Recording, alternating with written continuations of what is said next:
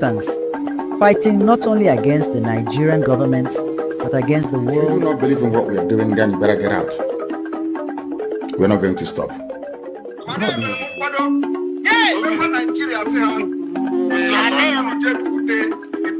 Going to lower the flag of Nigeria and raise the flag of the United States of Biafra.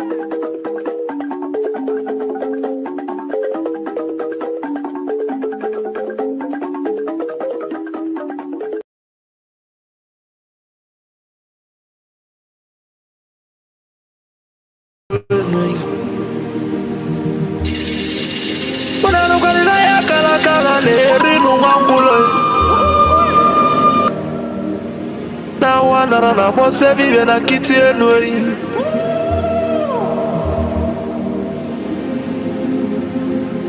na tulaje bwana mabuli vemelem kuja atibe kuona tulane bovo timalugo no nugodo kokodo nyano be hule Dani mona tulilu na ya kalakana kwa lerinu mwangulu ngula matali woso jere futa mbaka nchuba diali ama abulezi okwenu na baka la kelu ego nezi enwe n'ụbọchị akala kelu ego n'udezi maka na ababa n'ụwa aralu n'unuteyi Umu Biafra kunyenwe Umu Biafra kunyenwe Unanu kwa ni mono nuno mono nezi biakenenwe Ono nenu lila tono na ndagulugu senyi tono nugu bana tayi Kanyi wele fobi wena tabanu ubanyo Makana nyuko no 1 million no we bofu wa mabulezi okwe Naka ni kwata milake pa waja sienyi ka kesu ezo pabule be welo tamano Umu Biafra kuyenwe Kanyi wele fobi wena tabanu ubanyo Makalo fobi abakama La nugo no way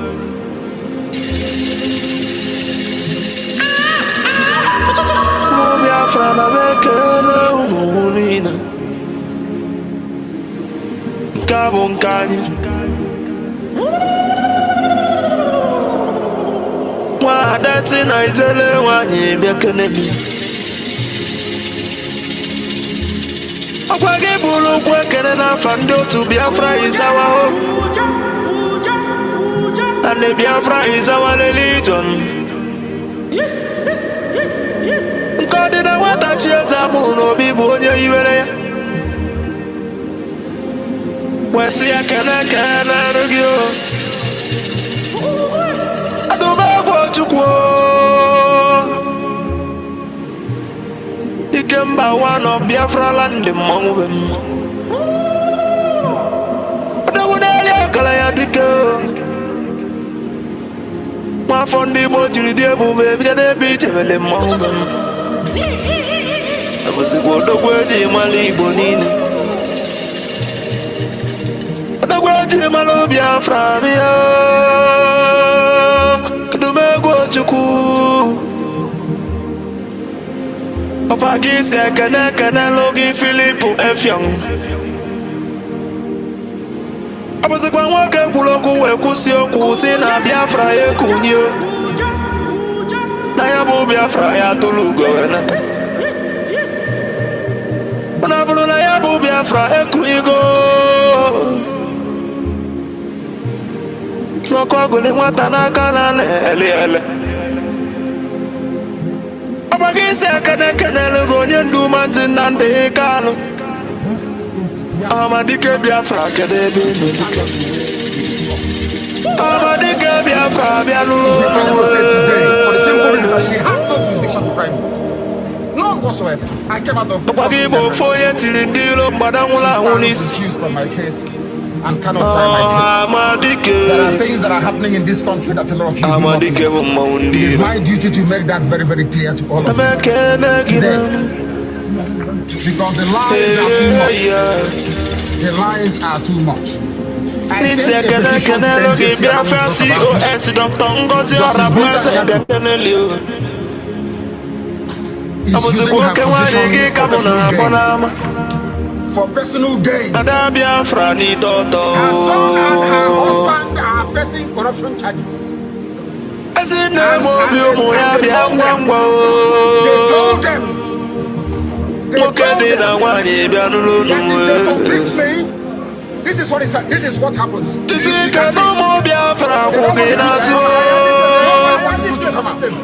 Nobody wants to do it. That's the problem. They sent her to my case. So the Biafran government they know na exile cabinet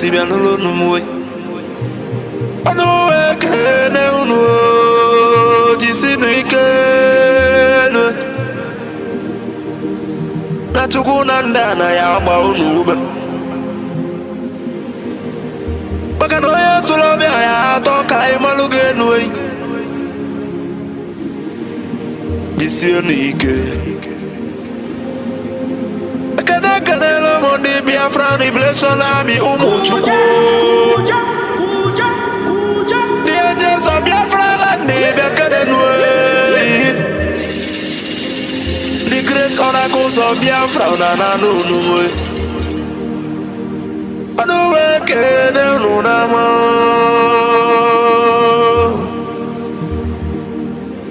no no jisi kenan atugo ya ba rume omo chukwu ne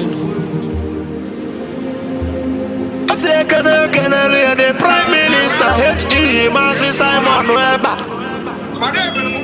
abuzi kwa batobi the best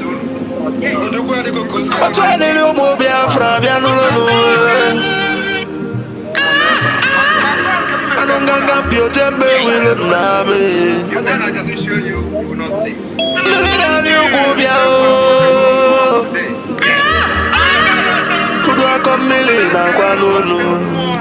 yes mwana kwa mo bia kenelio odagiri dimu other guys men they so too you remember well ose fulu bilo bia lulu we makwale na kosa de malanya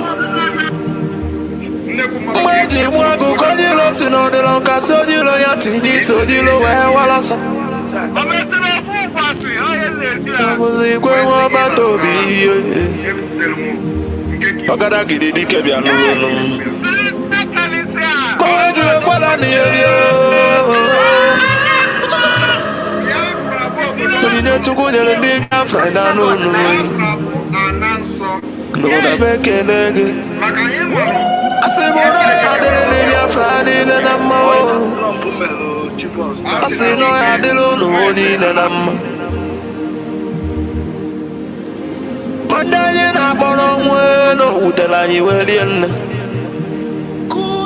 mandanye na bono nudo no nwe makana mbona boke kwe na bodike moya na no moya no no be voye de beline de no wa ma believe amalama a good legacy will last forever ma believe amalama and the remembrance of my bless you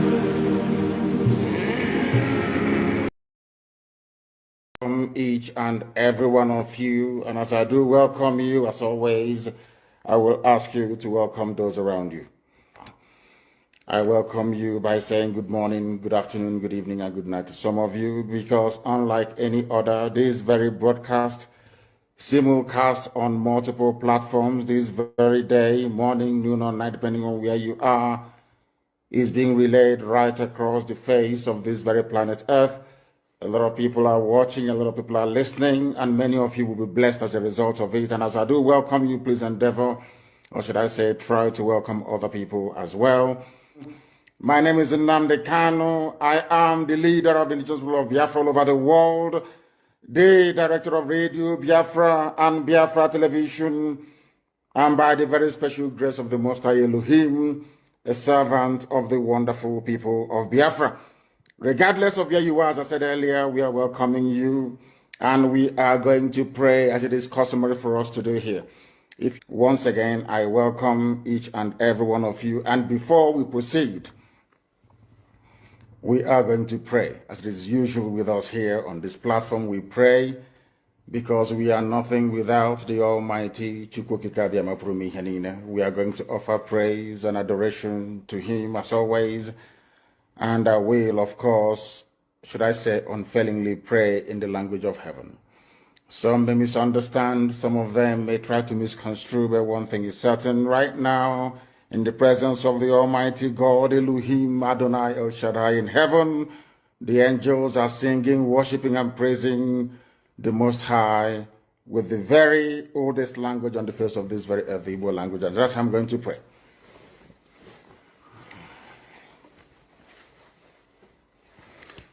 Ezi onye nwe anyị na Chineke nna nke pụrụ ime ihe niile, Chukwu okike abịa ma bụ onye anyị na-efe na-agọzi aha nsọ ya, onye ọbụla ya na-achị, onye mmụọ na mmadụ na-erubere isi, onye ọbụla ya bụ ọkaka. Ụbọchị ene ka anyị na-etu gị eze ebube dị ngọzi, mmalite na ọgwụgwụ. Ndị Igbo wee tuo gị ebighị ebi, onye nwe m, ụmụ gị wee gbakọọ n'ụwa niile iwe nara ozi ọma nke gị onwe gị n'ezi ha site n'ọnụ mmadụ dị ndụ nna nke ebere dị ngọzi. Anyị wee na-asị na onweghị ihe ọbụla nke anyị onwe anyị bụ n'ihi na ọ bụ anụkpa ahụ sọsọ ka mmadụ dị ndụ bụ. Ofu ụbọchị anyị ga-anwụ, maka na okwu nsọ gị na-adịghị ma ruo mgbe ebighị ebi. N'ihi na okwu gị niile ga-abịarịrị na mmezu, ọbịa nwere Biafra ga-eji wee bịa na mgbe nke anyị. Anyị wee na-akpọkụ gị wee na-arịọ gị na-asị, lekwa ude nke anyị na-asụ n'akwa nke anyị na-ebe ka o metụta gị n'obi. Onye nwe m na Chineke nna nke igwe, biko dịka isi wee napụta ụmụ gị n'ọbụ n'Ijipt kwetu wee wezuga ụmụ gị bụ ndị Biafra mgbodo ekwensu bụ zuu nke mmadụ dị ndụ kere. Anyị wee na-aja gị mma, na-asị gị n'ime ọnọdụ anyị niile anyị ga-ekele ha nsọ gị, wee nye gị nsọpụrụ n'ụtụ na-eji ama mgbe niile. N'ihi na anyị enweghị chi ọzọ ewezuga gị, anyị onwe anyị anaghị efe arụsị. Ọbịa mere iji wee na-agọzi nzọmụkwụ anyị niile. Ọbịa mere IPOB ji wee gbaa mgbọrọgwụ n'ụwa niile, anyị anaghị atụ egwu mmadụ dị ndụ. Anyị wee na-eto gị eze ebube dị ngọzi, sị gị biko gbatara anyị ọsọ enyemaka. Ọ bụ naanị gị bụ onye anyị na-efe nwa anyị akpụ isi ala nye, ka i wee napụta ndị gị n'ọbụ nke ekwensu. Anyị wee na-enye gị ofe na nsọpụrụ na ija mma, na-asị lekwa ka ndị iro anyị niile ka kasisi wee baa ha ọnụ, ha wee daa hapụghị ikoni ọzọ. Obodo ekwensu bụ zu ala nwekwa n'iyi eze ebube dị ngọzi. Anya ọnwa anyị bụ ụmụ gị wee na-akpọkọ ha nsọ gị, na-asị na enweghị chi ọzọ ewezuga gị. Anyị wee na-aja gị mma wee na-eto gị, na-asị onye kere ihe niile kere eke mana nwee onye kere na n'otuto niile na nsọpụrụ niile na ịja mma niile site n'ebighị ebi mara onye ebighị ka a na-arịọ gị. Ise ise ise. Having handed over our proceedings to heaven, we must therefore proceed unfailingly and very speedily to preach this very gospel that we have been mandated to preach. I want to let the world understand what the so-called founding fathers of the Zoological Republic actually said about Nigeria. Since 1914, the British government has been trying to make Nigeria into one country, but the Nigerian people themselves are historically different in their backgrounds, in their religious beliefs and customs. They do not show themselves any sign of willingness to unite. Nigerian unity is only a British invention. Alhaji Sir Abubakar Tafawa Balewa, 1948, a founding father of Nigeria. The second one, Nigeria is not a nation. It is a mere geographical expression. There are no Nigerians in the same sense as there are English, Welsh, or French. The word Nigeria is a mere distinctive appellation to distinguish those who live within the boundaries of Nigeria and those who do not. Chief Obafemi Awolowo, 1947. Now, lastly, let me tell you what Nnamdi Azikiwe said in 1964 after the so-called independence of Nigeria. It is better for us and many admirers abroad that we should disintegrate in peace and not in pieces. Then, should the politicians fail to heed this warning, then I will venture the prediction that the experience of the Democratic Republic of Congo, which is Katanga, will be a chance play if ever it comes to our turn to play such a tragic role. These are the historical facts that nobody can deny. We have it. in abundance. So their three founding fathers have, none of them actually believed in one Nigeria. All their founding fathers. But tomorrow now, you see Guardian, right, the founding father. Our founding fathers will be disappointed. But your founding fathers never believed in one Nigeria. It is here now.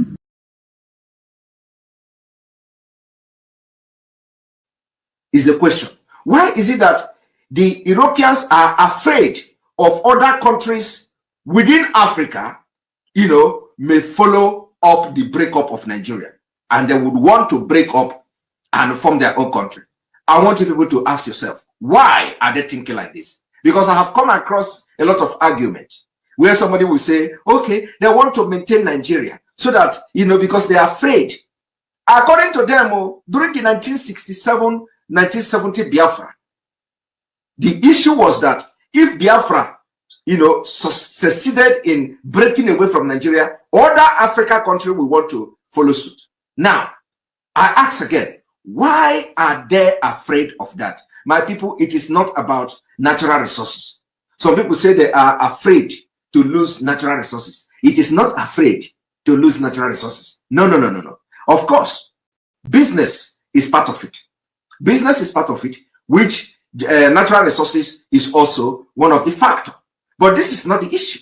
The issue here is not about the natural resources. Because anyhow, they are still going to have access to these natural resources. Somehow, they are going to have access to it. But it is not about natural resources. Well, so when natural resources is one compelling factor, but we should go beyond natural resources. It is time we begin to think beyond natural resources. It is not about natural resources. They are afraid of the economic power that will come from Africa when Africa divide along tribal line.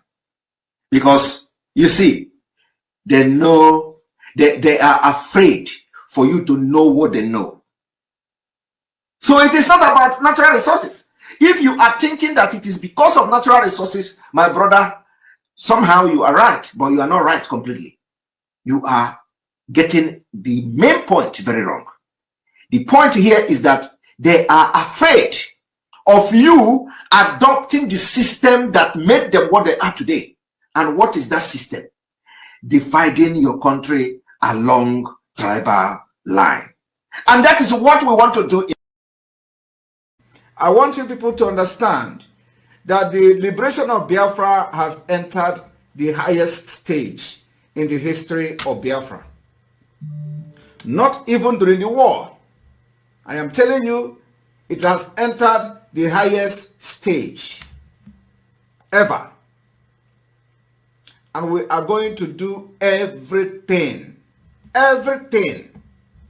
humanly possible in this life to restore Biafra. Everything humanly possible will be done. And I want you people to understand that the Biafra liberation is step by step, segment by segment, plan by plan, executions by execution. We'll be executing those plans according to the template till the last one.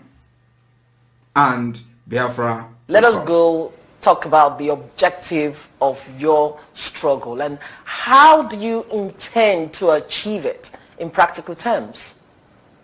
In practical terms, it is civil disobedience. The same way that Reverend Dr. Martin Luther King Jr. accomplished civil rights in America, the same way that Mahatma Gandhi led India to independence out of British colonial rule, the same principles we are applying, and might I add, very successfully too. We will do everything possible to unravel and unshackle the zoo called Nigeria. Everything humanly possible. No stone will be left unturned. We will sacrifice everything sacrificable. Material, life, blood will throw into. And we will do everything humanly possible to see the Biafra exit. We are not the one bringing violence to Nigeria state. Rather, Nigeria aggression must be responded with aggression. That aggression is self-defense. Only one, under his leadership, His Excellency Simon Ekpa. Anybody that is confusing anyone or telling you there is another, no, there is nothing. There's just one, recognized by His Excellency Simon Ekpa. And we can pray. Once he has that communication, Biafrans, we understand that Obato Obie does not take no crap from nobody. No matter who you are, you must respect that authority. That authority is the only thing that can protect all of us. But we thank God, somebody said this is a transition period. If these things does not happen, Biafrans will not know who is following our prime minister, who wants him to fail, who wants him to be out. So this moment is ordained to happen so that Biafrans will know who is who in this restoration process. So in the area of any indictment or anything, because we know our prime minister didn't do anything wrong. He is doing exactly what we are doing. All the killings that the Southeast and South delegitimized governors are doing, that is what our Prime Minister Simon Ekpa was preventing. That is what Nnamdi Kanu was preventing. And the whole world have seen how Finland took away our Prime Minister. And within that period, hundreds of innocent Biafrans have been murdered by Christopher Musa and Tinubu, using the reintegrated terrorists that are imported into the Nigeria territory. That is what is going on. And that is something that Biafrans have risen up and said, no more. So we are still waiting for Finland to accuse our prime minister of anything.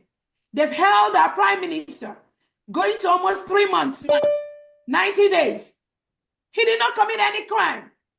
But from what Finland has done, we have now discovered there is a history of what Finland is doing to suppress Christians, to suppress freedom of speech, and to destroy innocent Biafrans using the globalist agenda, which Finland is part of right now.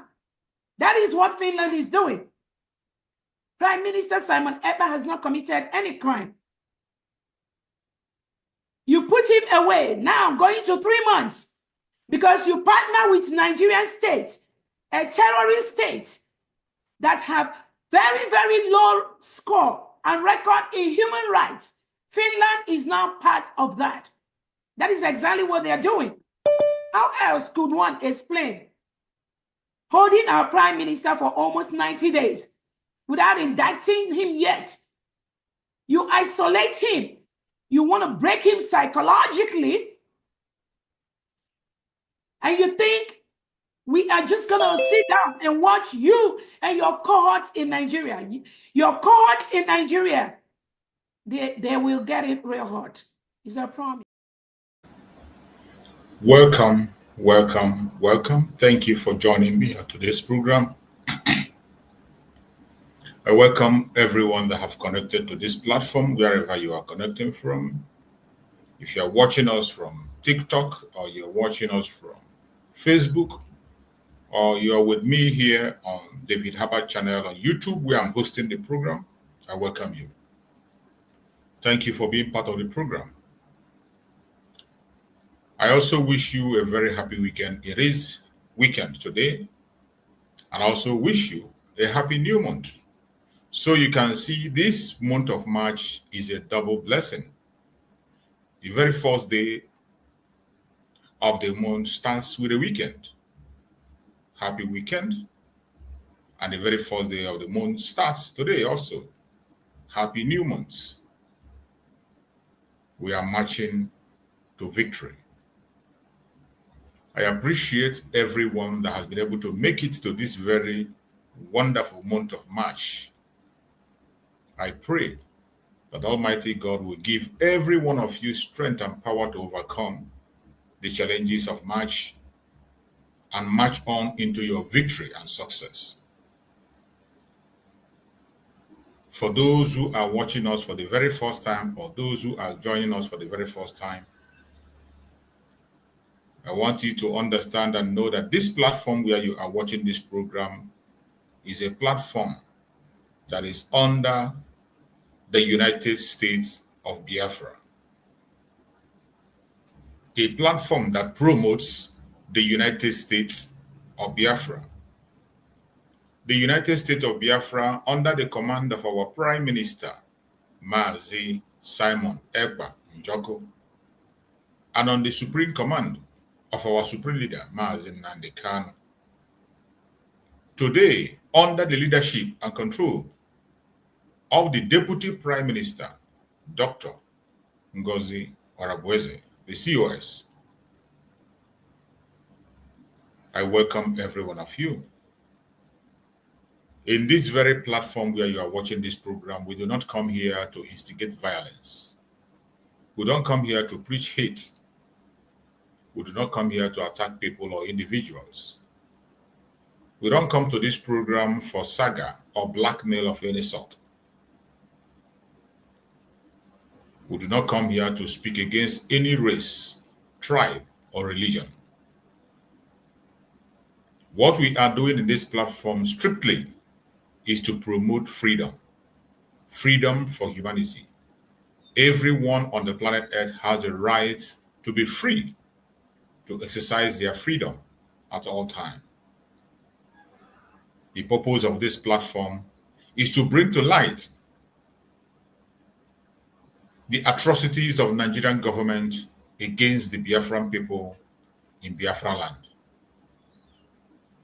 In this platform, we expose every lie that has been told against the Biafran people, against our Deputy Prime Minister, Dr. Ngozi Orabueze, against our Prime Minister, Mazi Simon Ekpa Njoko, against our Supreme Leader, Mazi Nnamdi Kanu. Whatever lie the enemies are telling against them, in this platform, we respond to them and we debunk those lies and set the record straight. In this platform, we expose the war that Nigerian government is waging against the Biafrans, that nobody is reporting. You can't find it in the conventional media, and you cannot hear about it in the international media. We have taken it upon ourselves to report the war going on in Nigeria as we speak. This is a war that the Nigerian government declared in the open in their conventional media, but they pretend not to know about it. The international communities pretend not to know about it. The Chief of Army Staff of Nigeria came on their national TV and he said that they are engaging in an asymmetric warfare in Biafran territory. It wasn't said in the secret. The Chief of Army Staff came back again and said that they are engaging in jungle warfare in Biafran land. Every single one of us know that when a military man talks about war, it is not a joke. That is their profession. That is what they are known for. And when a military man comes out and tells you that they are engaging in a warfare, you should know that he knows what he's talking about. It's not a joke. He's not there to entertain you. This announcement was made on the national TV. But nobody today is following up to report how that warfare is going on in Biafran territory. Nigerian government have continued to wage this war against the Biafran people, taking the life of innocent citizens. Women and children have lost their life in this warfare. Many people have been made orphans in Biafran territory. So many have been made widow, and many have been made widowers in Biafran territory. Many Biafrans have been made homeless. Still yet, people don't pay attention. And the most sad thing is that even the citizens of that contraption called Nigeria, indigenous, including Biafrans, They ignore the situation and they go about their business as if nothing is happening, only waiting for it to happen to them directly before they will talk.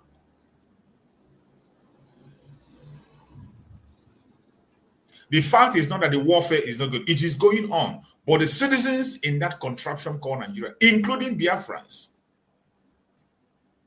they continue to go about their businesses simply because they have not been directly affected, waiting for them to be affected before they will speak up. But for us, we are not going to wait, and it's not going to affect us. But those of you who are silent, whether you are a Biafran or non-Biafran, and you are not speaking about the atrocities of Nigerian government in Biafran territory, just wait for it. It is a question of time. The victors yesterday are victims today. The victors today are going to be victims tomorrow. And next tomorrow, you don't know who is going to be. It is turn by turn. Because it is not happening in your own locality today doesn't mean it will happen to you. Because it has not affected you yet does not mean it will not affect you. As long as Nigeria continues to perpetrate their evil in Biafran territory, one day they will knock at your door. Then you will understand why those men are coming online on a daily basis to shout and talk. You will not know what a Biafran is facing, except you are a true Biafran. You wouldn't know that Biafrans has become an endangered species in their territory, except you are a Biafran. But those of us who know what is going on have refused to be silent. There are so many people that know what is going on, even on the ground, but yet they ignore it. The contraption called Nigeria have weaponized poverty. They have made people so poor that they will struggle to have their daily bread. And in the process of struggling to have their daily bread, they wouldn't pay attention to what is happening around them. You go out in the morning, you're not sure you're going to get back home. You go out in the morning, you come back, you're not even sure that your members of your families are complete. This is the situation in Biafran territory. In Nigeria as a whole, the indigenous people in Nigeria has become an endangered species in the north, in the southwest, in the southeast. They have become an endangered species in their own country where they are supposed to be protected. But it's unfortunate that the same people who are affected are not talking. Some of them have been beaten so badly with fear that they can't even open their mouth and speak about the situation. We have taken it upon ourselves to speak, because if you speak, you will die. If you don't speak, you will die. Why not speak and die? At least those who are alive, who will survive, will remember that you said it. You spoke. That is what we are speaking today.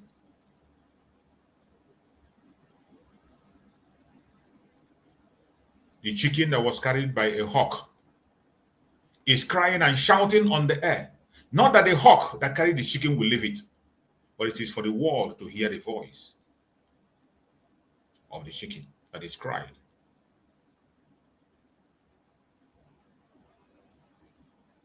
Mwakoko egbe buru na ebe akwa. Obo na egbe ya hapia kama na oko harulu olu ya. That is why we are shouting on a daily basis.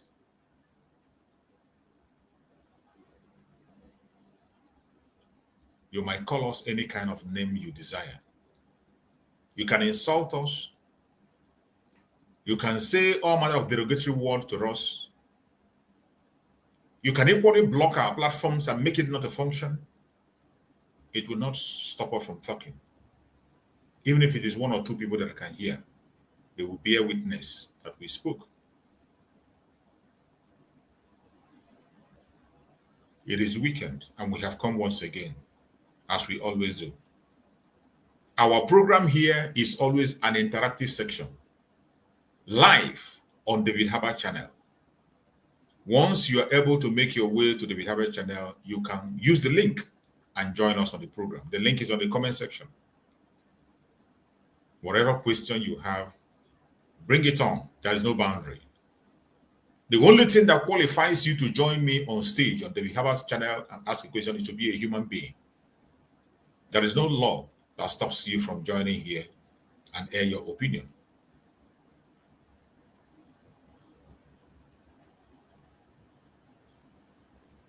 There is no law that stops you from joining us. Whatever be your opinion, your ideology, come on and bring it on. If you have a superior argument, come here. Let's sort it out. If you have a question, feel free to use the link, ask your question.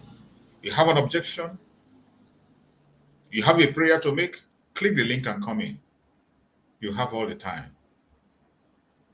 The only thing we ask is that when you are coming into this program, please try as much as possible to appear in a decent manner, because we are talking to decent people and we are representing a decent government, the United States State of Biafra government. As long as you appear in a decent manner, we will admit you and you will air your opinion. One thing we ask again is that when you join us on stage, try as much as possible to speak in a civil manner. It doesn't matter how angry you are. It doesn't matter how dissatisfied you are. It doesn't matter what you have in your mind or who you are supporting or who you are not supporting. Whether you are a Biafran or not Biafran, no matter what your orientation may be, what we ask is that when you join us on this platform, speak in a civil manner and you will get answers to every single question you will ask. There is no limitation. We don't come here to gag you in your question. Feel free to ask, no boundaries, but do it in a respectful manner and you will get your response. We have come again as we always do. Happy weekend once again, my fellow Biafrans. Happy new month at the same time. May this month be a successful and progressive month for us all. Today we have come once again to talk, as we always do, an interactive section, to have a hard talk, and the topic says, United States of Biafra, led by Dr. NgoziOrabueze, the path to freedom, security, and development. If you are a Biafran today, and you are seeking for freedom, you're seeking for security and development, there is only one place you must lay your hope on: the United States of Biafra. If you're one of those who is still hoping that a miracle will happen and Nigeria will become good for you, I am sorry to disappoint you. There is no such thing that will happen on this planet Earth. I didn't just say it. Even of recent, some of them in the zoo are still confirming it. Was it yesterday or day before yesterday? Showore in an interview also said that today he's been meant to believe that it's impossible for Nigeria to survive. You know, when we say it, they say we are going too extreme. When we use certain language here, they say, oh, you are being too negative. You don't have faith. There is nothing to have faith in Nigeria. There is nothing. When you want to have hope or faith, there will be a yardstick to measure what you expect. There will be a yardstick to measure. But for those of you who are hoping that some miracle is going to happen somewhere and Nigeria will become a better place, I want you to show me your yardstick. How do you measure such success? How is it going to come? How is it going to come? Judging from independent up to date, what we are seeing in Nigeria is retrogression. Retrogression, that is what we are seeing. Going down, down, down, and down. There has never been any new government that come on board and become better than the past. It has never, ever happened in Nigeria from their independent up to date. It has always been retrogression. Make your research by yourself. What yardstick are you going to look upon and you say that maybe somehow that the zoo is going to turn around and begin to do something good. A country where the only thing that qualifies you to participate in their politics is to be a fraudster, a criminal, a murderer. How criminal-minded you are will determine how effective and successful you will be in Nigerian politics. How do you think that such a country will survive? Check for those who have led you.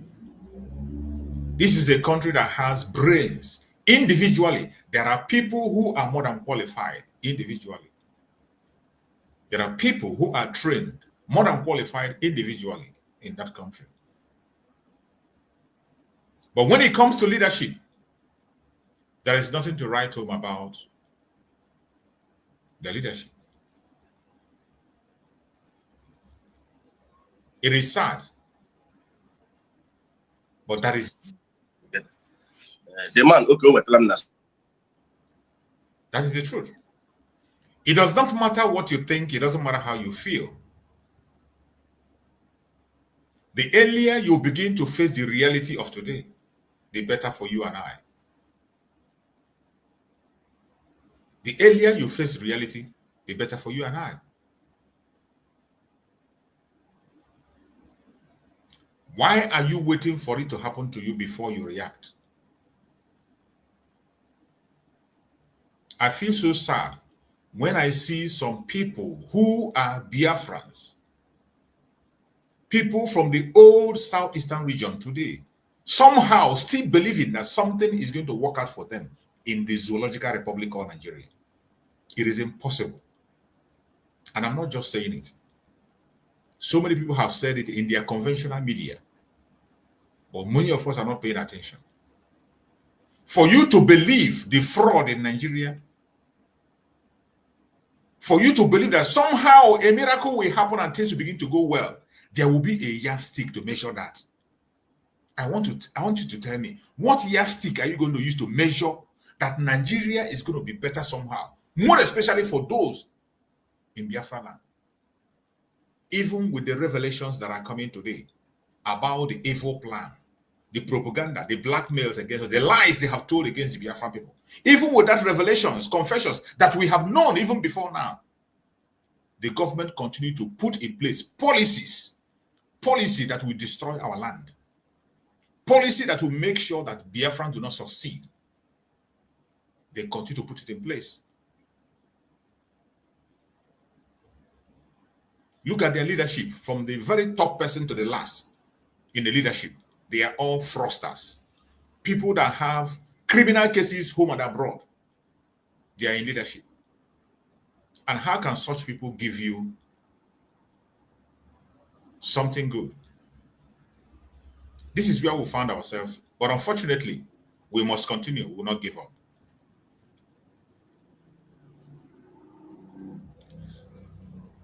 I can see my beloved brother Chusky is joining me there. With a brother is joining me because of the area and place they are connecting from. I will allow them to speak so that I can be able to save time. It's not easy when you see somebody connecting from certain areas. You must allow them to make their opinion before you proceed. Chusky, are you there?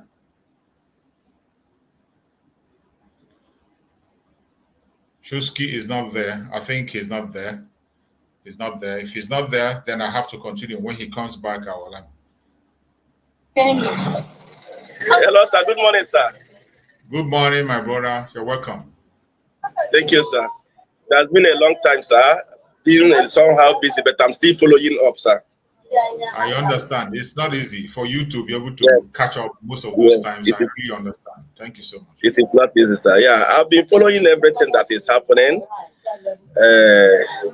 I want to thank you for this opportunity again to talk to Biafrans. The truth is that anything or everything good does not come easily. So I'm seeing some of the challenges our COS and DPM is facing right now. And I thank God that he is always she's always coming out to counteract whatever propaganda the enemy is really portraying.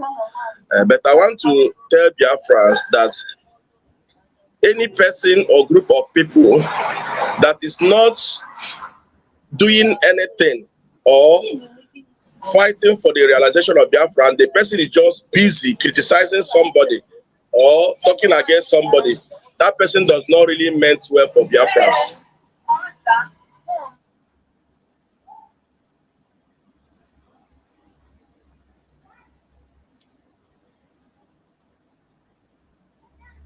I think he has a call. That's what we are fighting.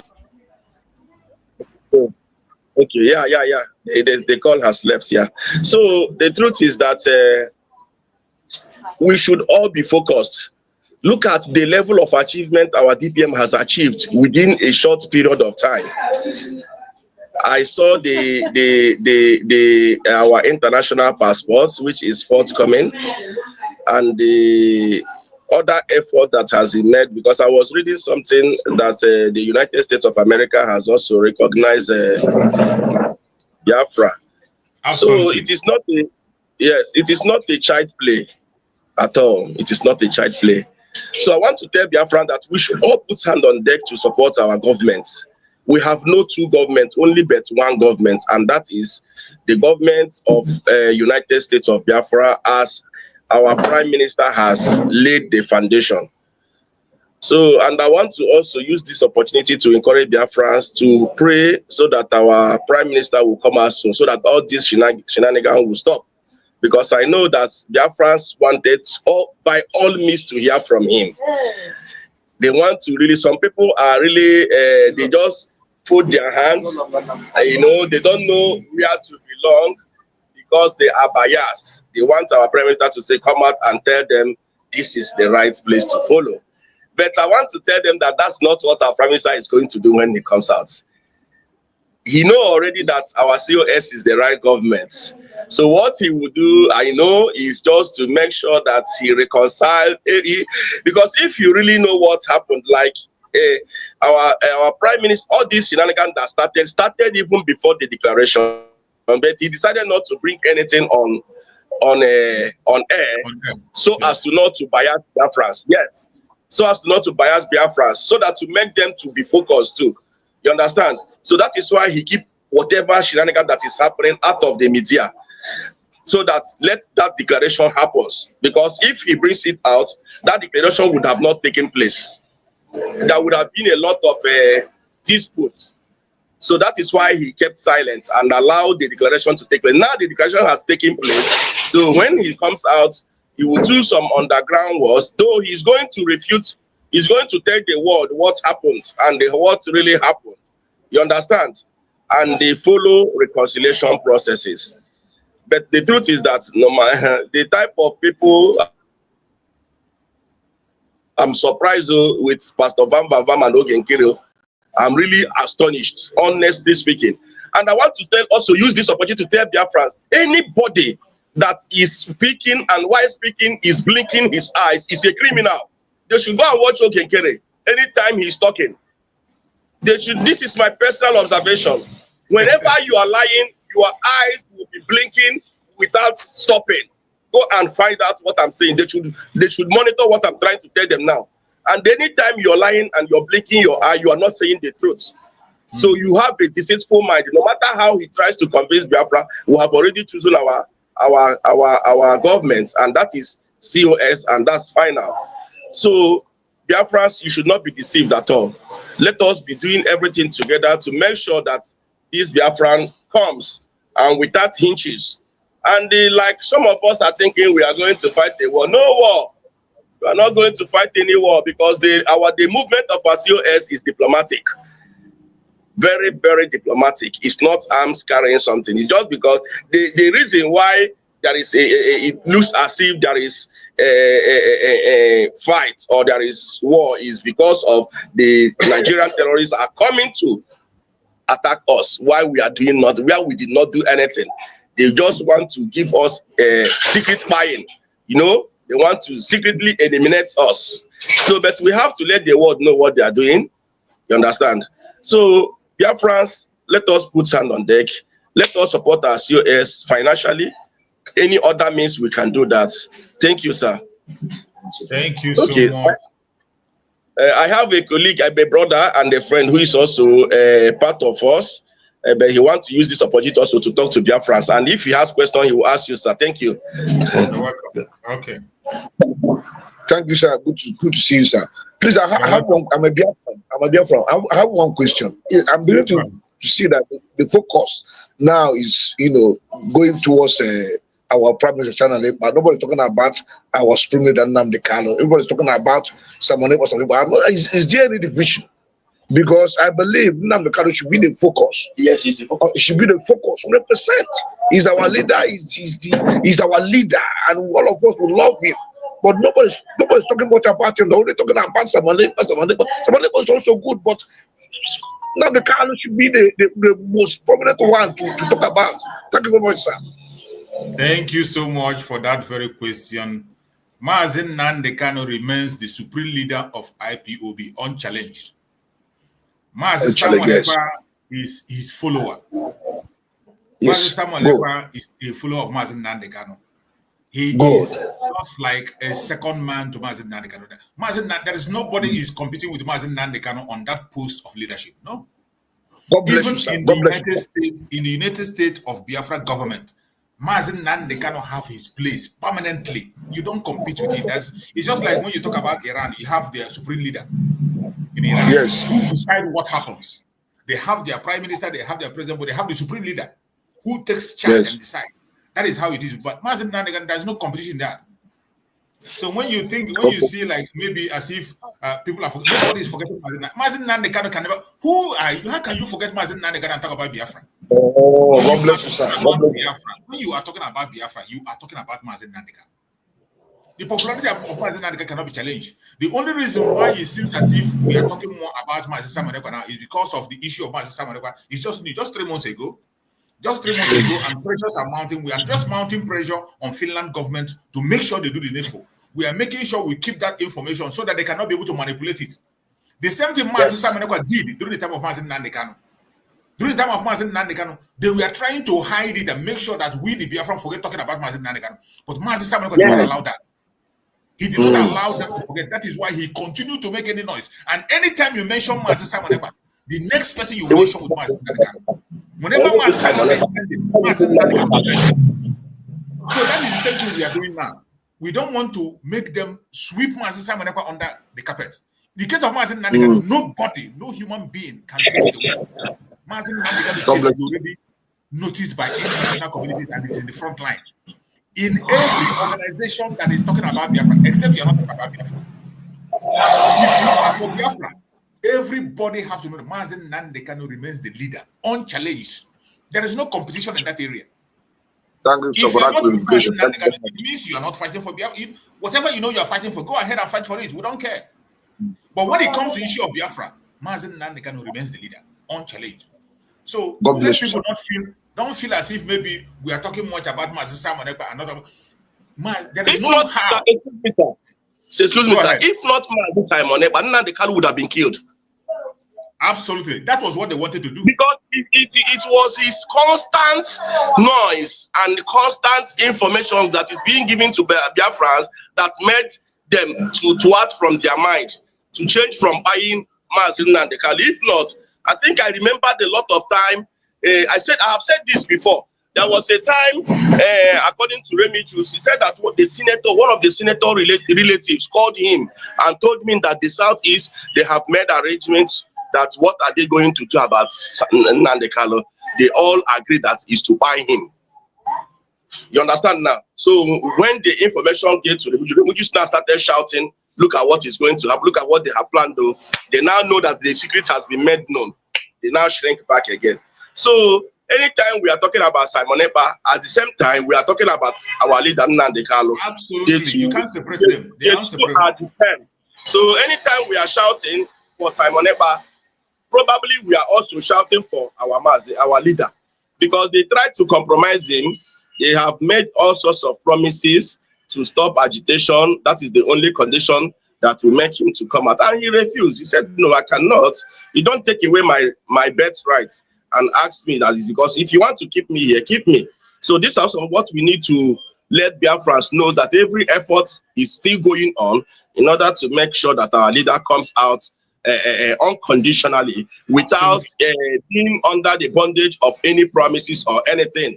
So if not that, our leader would have come out for a long period of time. And I want to also, those that has collected money in order to betray the struggle of Biafra, they're also supposed to know that if truly our leader Nnamdi Kanu has done that, we will not be talking about Biafra till today. The thing would have just quenched like fire. And our leader is not a selfish human being. He's not a selfish individual. If not, if we accepted the Nigerian government promises, he will never remain poor forever. His family, his generation will, in fact, he's not even a poor person. So his generation will always remain on top in the whole until Christ come the second time. So, but he refused all those promises. He refused all those things, knowing too well that he's called from God. It's an assignment given to God, so he will not fail God Almighty on that part. Likewise, our Prime Minister too. Our Prime Minister is also God sent. If Biafrans don't know, they should also know that. And he cannot be touched by any human being. No matter what you're planning to do, whether the Finland's people are planning because of their economy that is trying to come down, they want to swap our Prime Minister in order to get their economy compensated, it will not work. And they have forgotten that the compensation, the thing they are looking for is in Biafra land. Everything that they are looking, I don't know why these people are not making use of their senses. Whatever you are looking for is in Biafra land. When you give Biafra the supports and Biafra starts, we have an alliance with you. Whatever you needed, you get from Biafra. You understand? We will not shut you, we will not shut the door up for you because you really plays a big role. So I don't know why they should always be dancing to the tune of Nigeria in their promises. So Biafrans, we should also take note of that. You know, let the whole world also know that whatever that they wanted from Nigeria is in Biafra land. So they should support Biafra instead of Nigeria. Because if Biafra comes, that everything they needed, will have to work in alliance with them in order to make sure that their economy is also growing as ours is also growing. Thank you, sir. Thank you so much, my brother. Thank you so much for that. And I want Biafrans to know that when we are talking about, that's very good points you made there when you were talking about, when you were speaking. There will be no conventional warfare with Nigeria. Everybody should know that. Because sometimes this is what the enemies of Biafra push forward to demoralize people, to make people not to support Biafra. Mazi Nnamdi Kanu said it. He will not go to war. Mazi Simon Ekpa said it openly. There will be no conventional warfare. What we are doing today is defending ourselves, and that is what we will continue to do. Self-defense. Why our government will continue to go on diplomacy to gain recognition and also secure Biafran territory. And that diplomacy is going on today as we speak. Our embassy in Washington, D.C. is going to be open any moment from now. You're going to see the poster and we're going to share it. So many other things are happening. The unveiling of our passport, which our brother spoke here, is ongoing. There are so many other things that are happening. So what we are pursuing now is recognition. Letters have been sent to countries of the world, including those countries that recognized us before. There were so many countries that recognized us before. They didn't take back the recognition. We're going back to them to bring those things back. So we have to be very careful. Do not allow the enemies to distract us. The United States of Biafra government is doing what they have to do. And that is the way to go. Do not allow anything to distract you. Don't listen to the language of the enemy. This language of division enemy brings, they have tried as many times as possible to divide the Biafran people. And that is why sometimes when the enemy comes, they will begin to produce that very line of thoughts. They will tell you, oh, these people are for Mazi Simon Ekpa. These ones are for Mazi Nnamdi Kanu. Oh, Mazi Simon Ekpa is a different person. Mazi Nnamdi Kanu is a different person. They will tell you, oh, Mazi Simon Ekpa, Mazi Nnamdi Kanu have different followers. Even his lawyer, when he was interviewed, said it, that the followers of Mazi Simon Ekpa, Mazi Nnamdi Kanu are one. Our lawyer Ejimako said that in their court when he was interviewed. He said the followers are one. But every time the enemies will try to put in your mind, they will try to make you feel and see if there is division. And they will begin to point out some little things that doesn't make sense. This question that our brother asked is a very important question, because that is what the enemies are using to hold some people down. They will tell you, oh, these people are talking about Mazi Samadekwa. They are promoting Mazi Samadekwa. They are not talking about Mazi Nandikam. There is no way you can speak about Biafra without Mazi Nandikam. There is no way you can extract Mazi Nandikam from Mazi Samadekwa. The same way Mazi Samadekwa was able to hold on and make sure that Mazi Nandikam is not forgotten. That is what we are doing today, to make sure he is not forgotten. And whenever Mazi Samadekwa is trending, Mazi Nandikam is trending. That is just a simple fact. So when you see the enemy bring that language to divide us, or to create that kind of division, or make you feel bad, make you feel rejected, and make you deviate from the real point, do not allow them to get you. It is very important, and I thank that my brother for asking that question on today's program. The United States of Biafra, led by Dr. Ngozi, the path to freedom, security, and development. We must continue. My beloved sister, Divine Precious, thank you for joining us, Divine Precious. Let's hear from you, my sister, Divine. Are you there? Yes, sir. Yeah, good morning, sir. Good morning, my sister. Good morning, Biafrans.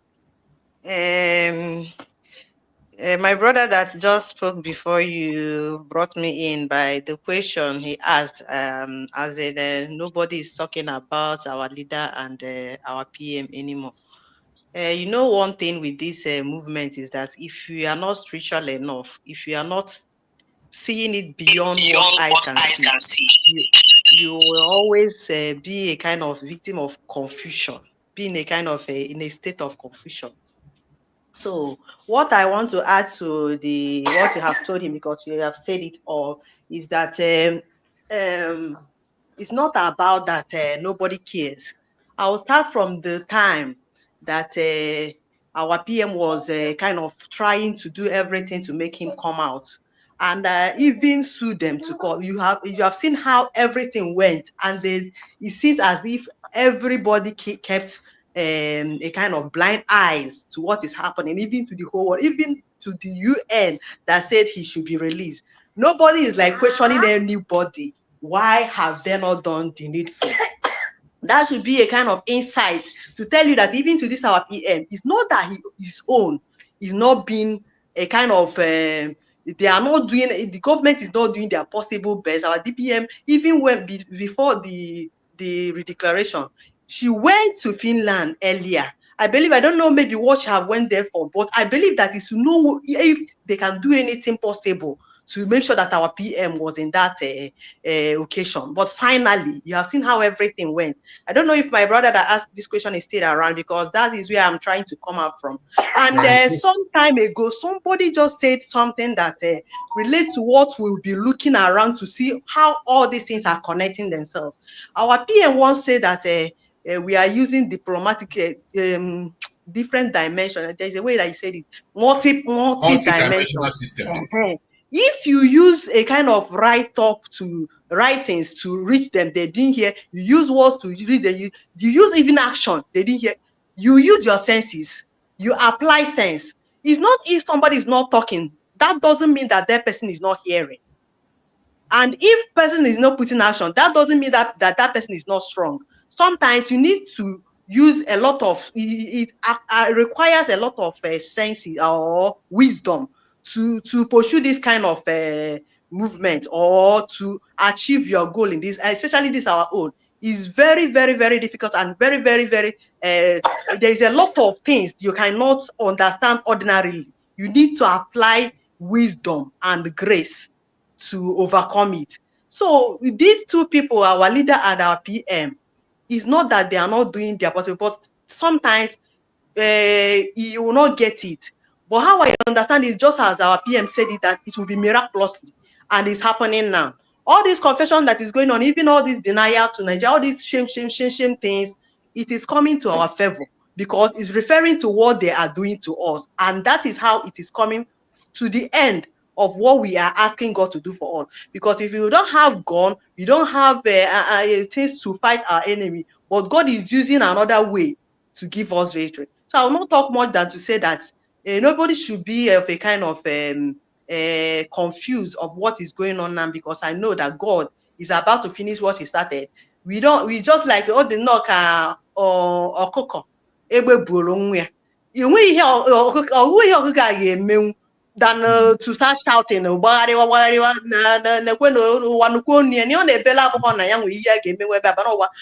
Bible believe open around. Open that is what is happening. I don't know whether you understand this evil, but I'm trying to say that when something is beyond you and you are sincere to it, you have been praying God to help you, and God said that He will help you, then do your best and leave the rest for Him. He will finish it. That is the stage we are now. Thank you. Thank you so much, my sister. You have spoken well. Just the same illustration I used when I was starting the program is what you just used. So the spirit is working together. Thank you so much for that very addition you made. It is the truth and nothing but the truth. Every one of us should put our hand on the deck. Continue to hope with faith. Things will turn around for our own good.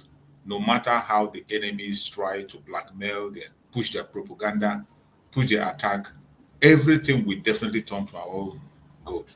Let us be steadfast and continue to work. And Chukwu Okike Abiyama will give us victory. My brother Mazi Amarachi, let's hear from you, Mazi Amarachi. Let's hear from you. Yeah, good morning, sir. Good morning, Mazi Chuks, from my side, and good morning to Biafra worldwide. Good morning, you're welcome. Okay. So actually appreciate God for the wonderful work that you have been doing. At least I thank you so much for being so resolute. You know, thank you. Thank you. Now, most of our people might have been, at least I don't know where most of our people might have been today. But glory be to God for raising people like you to be telling our narrative the rightful way, the way it's supposed to be told. We thank God for that. And I just want to use this opportunity to make Biafrans to know that whatsoever is going on this moment is the way God wants it. All these things are just for the name of God to be glorified. And it's just for Him to at least to separate the chaff from the wheat. You know, that is what our Almighty God is doing at this moment. So let's not be carried away. Let's be in spirit always and know the right thing to do. So another thing that gets me stop sometimes that what me that makes me to want to contribute to this. Please, I hope that this speculation that is going on about Caterpillar is not true. But if it is true, I will not be happy concerning that. I will not be happy because anybody that has been sacked, that has been sanctioned from the cabinet should not be in any way be come back now. Now is not the time. Now is not the time, unless when the Obatubi is back and decide to bring the person back. But hence Obatubi is not around for the moment. None of those people that have been expelled nor sanctioned should be returned back. If that and again, and another thing I want to talk about is concerning the our what is it called, information minister. Please, all those people also, I believe, is part of those people that have been sanctioned before also. And I don't want Biafrans to be I don't want anybody to play with Biafrans in the sense that as we are contributing, making our contribution, it's not that we have too much to be throwing away. We are doing it for a reason. We are doing it for security consciousness. We are doing it for the progress of our people, to secure our land. All of us cannot be on the ground. Since some of us cannot be on the ground, and most of us that can be contributing are contributing, it's not that we just cherish to be wasting the money like that. No. I believe the money should be used for the rightful purpose. It's not the money we can be contributing, and the next moment we hear that this is social story. Nobody will be happy with that. Please, we have contributed so much money that lot of stories has come. DOS, POS has done their own. This Okengwere is now doing on his own. All these things are money that Biafrans has contributed. But I know in due time, there is no way they will escape without balancing us all those money they have wasted. That one is certain. Because as long as Biafra is concerned, there's no stone that will be left unturned.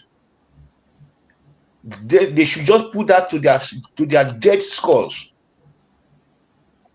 No stone that will be left unturned as long as Biafra is concerned. So please, I would like anybody, any cabinet that will be anybody that will be working for Biafra as a cabinet must be well must be well assessed. Everything about that person must be well assessed. We know our DPM. She's not hungry before coming to this struggle. She comes genuinely to this struggle. She is somebody that with what she has, she's always contented with what she has. But being that God has called her for this purpose, she left all she's doing and she focused. She's focusing. Please, I wouldn't like the situation whereby some people will come and be destroying the good work she has been doing, saying we are in cabinet or no cabinet. Please, let all this cabinet be well examined. We don't want anyhow people anymore to come into the cabinet and start delaying us and taking us back anymore. We have suffered a lot. We have been subjugated a lot. We are tired of all these things. We are tired of contributing every time.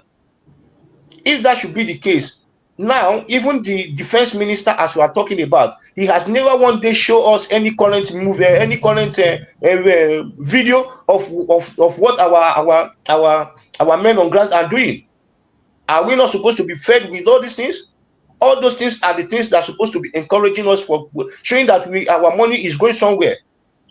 Okay, we cannot be contributing and we say we have defense minister and the defense minister is not showing us what we are paying for.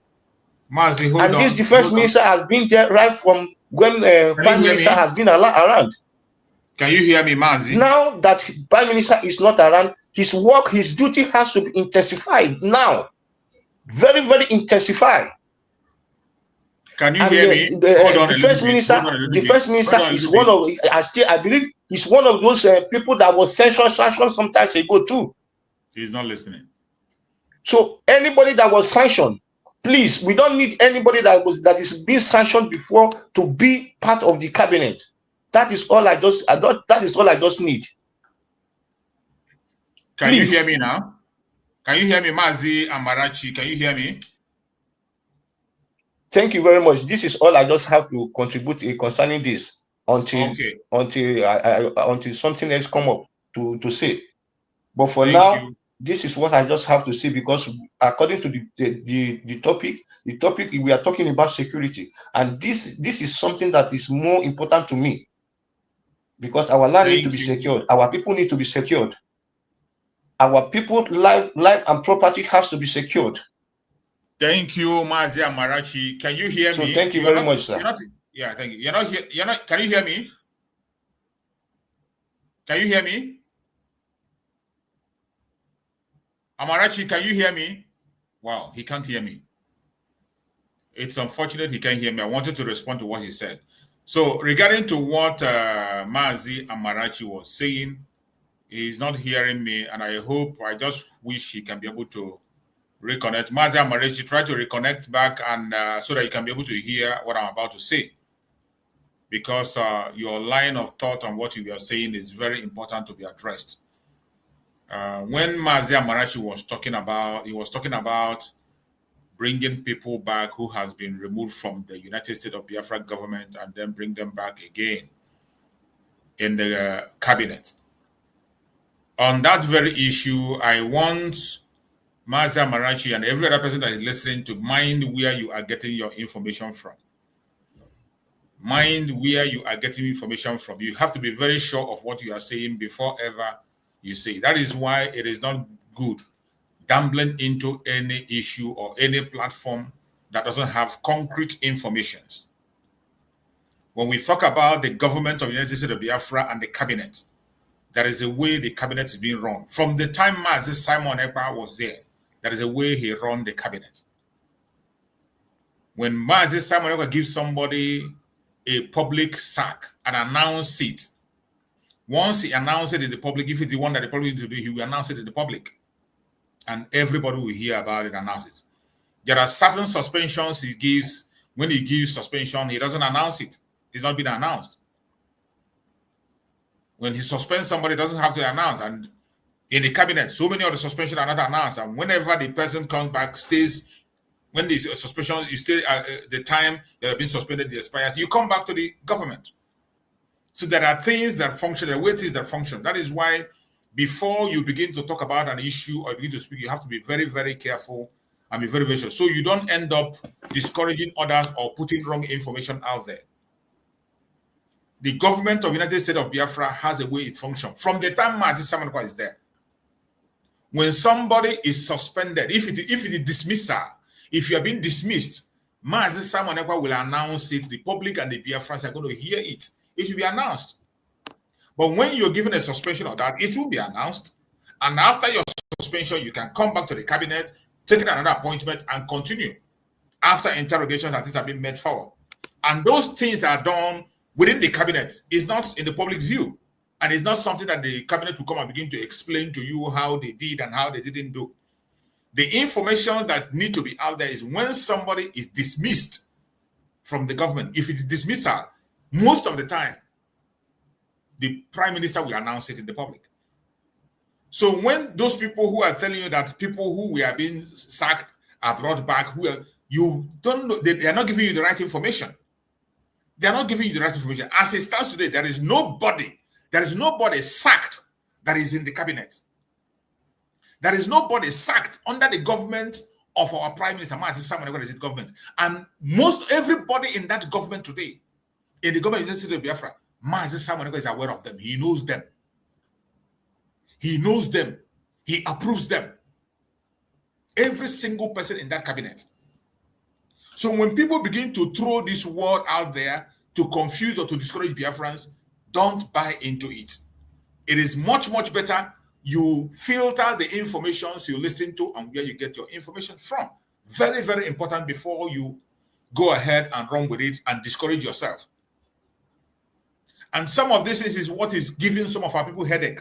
You see our people getting worried unnecessarily, getting troubled unnecessarily because of wrong information they are being fed with. It is very, very unfair. It is very unfair. And the people that are feeding most of this information are people who have been in the corridors of power before. They have been in this cabinet and they know how things have been wrong. But for one reason or the other, because things are not running their own ways today, it doesn't go to their favor. They begin to capitalize on some things that are happening and they misinterpret it, push it into the public, and public will be confused in order to put confusion. It is unacceptable. It is very, very unacceptable. And I hope those people will retrace their step and stop passing wrong information. The government of Biafra care much about the safety and security of that government now more than anybody.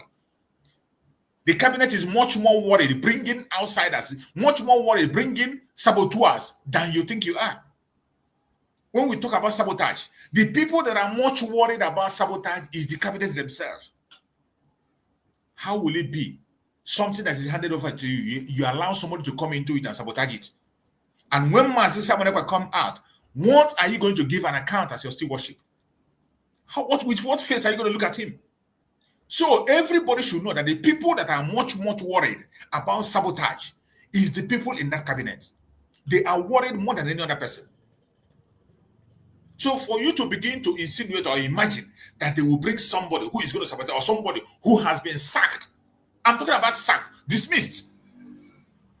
Somebody who has been dismissed from the government is a different issue. When somebody is suspended, it's a different issue.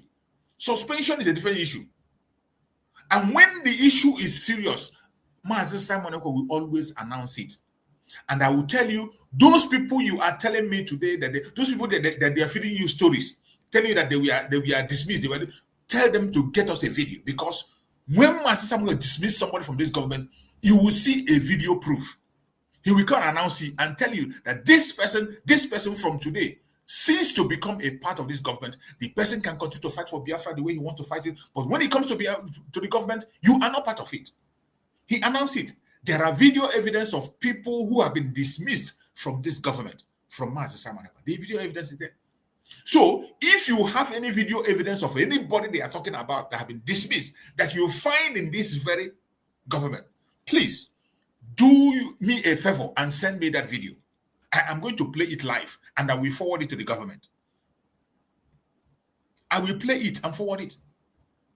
So don't allow people to confuse you. Don't allow people to deceive you. Don't allow them to distract you. This distraction will continue to come. Because the enemies of Biafra, those who want to keep us stagnant, they would like us to be talking about ourselves, fighting ourselves, instead of moving forward. And at one point in time, they will always bring these confusions out.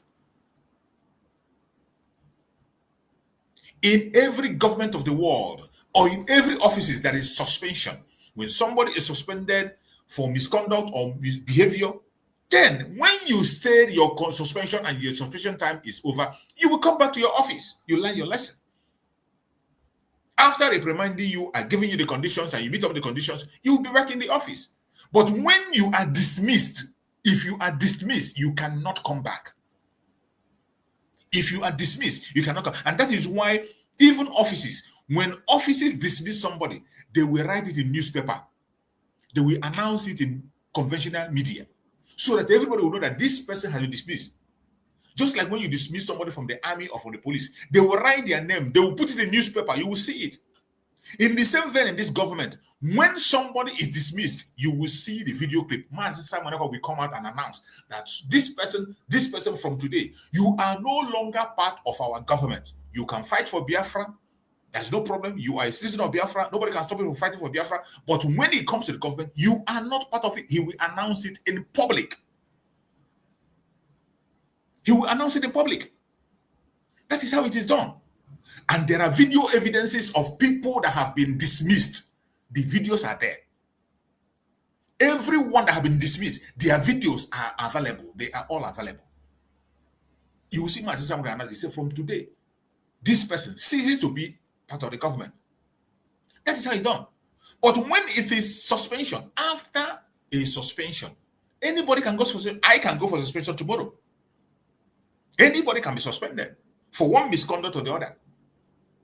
Depending on the level of misconduct, after your suspension, then you given the penalty, you will be scrutinized, given the conditions. Once you meet the condition, you are back.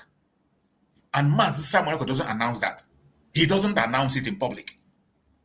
It is something that has to do with the cabinet. Except you are a member of the cabinet, you cannot know about those informations. Except you are a member of the cabinet, you will not know those information. It is the information that is just for the cabinet members. But when it has to do with dismissal, to show you how serious it is, he will come online and announce it. And I tell you, people who are worried about having people who has been dismissed, if you know that you have anybody that has been dismissed from this government, get me the video clip. Send it to me privately. My phone number is out there.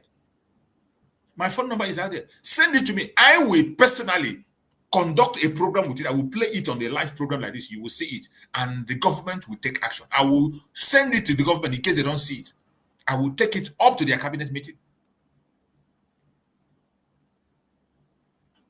Settled. So don't allow anybody to begin to push those narratives. We have more important things to do today. Very, very important issues to deal with. The government of Biafra, their ultimate priority is to defense of Biafra land, to defend and protect the life and property of Biafran people. That is number one thing we are worried about. The life and property of Biafran people. The government of Biafra is much more worried than I can even imagine. So how would they decide to do something that would going to jeopardize the success of the government? When Mazi Samuel comes out tomorrow, what are you going to tell him? What are you going to tell him?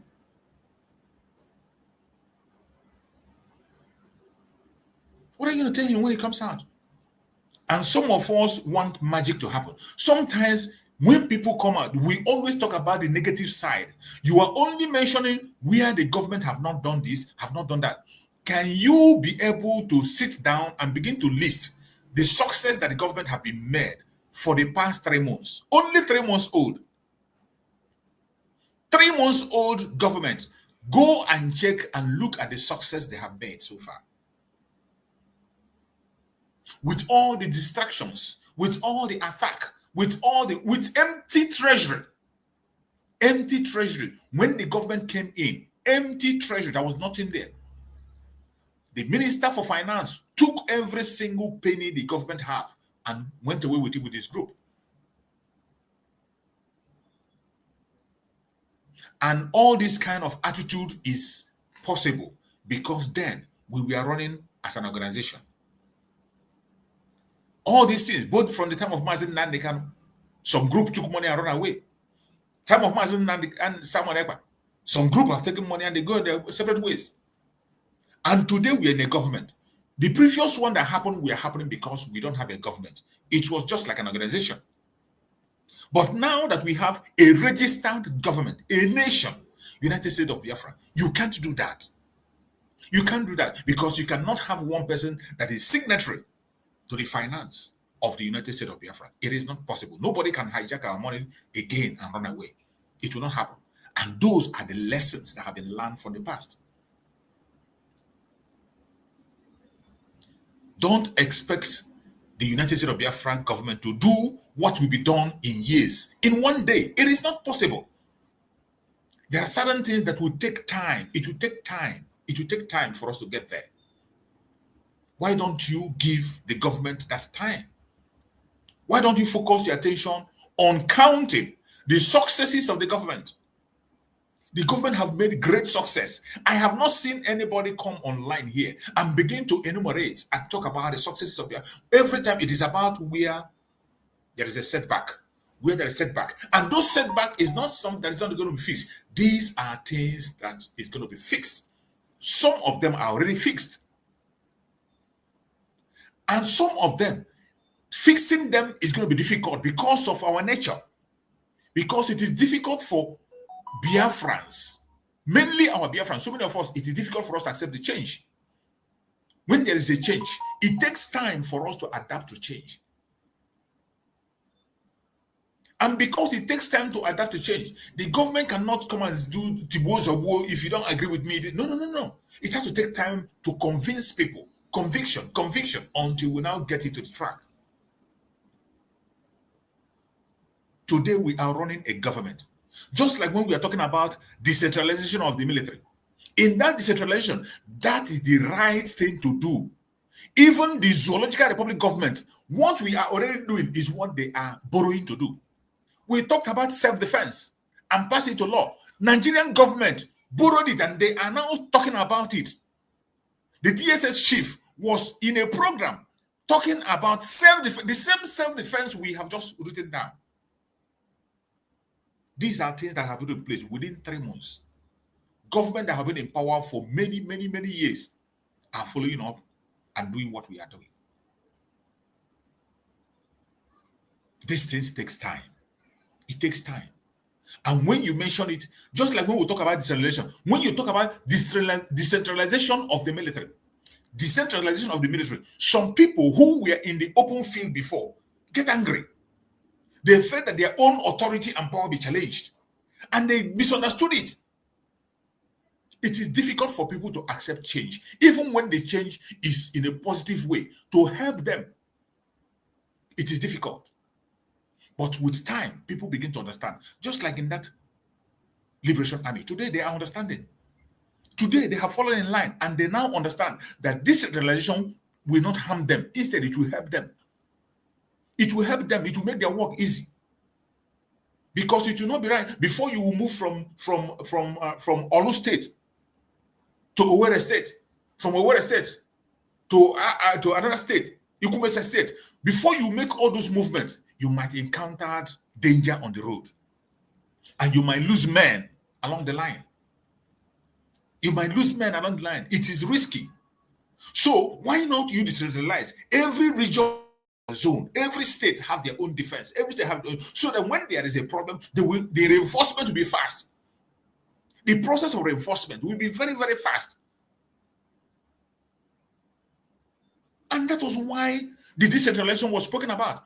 But some people then, when we talk about decentralization, they were just looking towards one thing. Oh, my power is challenged. Oh, this thing is not coming to me anymore. Oh, now somebody is going to be equal to me. That is not what it's all about. But that is a black man for you. They will always misunderstand. You quest for power. Even when things are being made easy for you. Look at the zoo today. Go to Lagos State.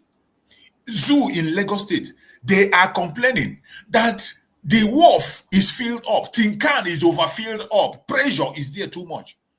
But go and build a seaport. Allow Port Harcourt to operate. Allow other seaports in the southeast to operate. You will not allow them. Even though you are complaining of pressure in Lagos. You are complaining of pressure, but still, because of greed, because of envy and jealousy and wickedness, you still want to continue to pile up this there. At a point in time, this present governor was complaining that there is so much pressure on Tinkan. They can't control the wharf anymore. Talk about the road. They can't even maintain the road.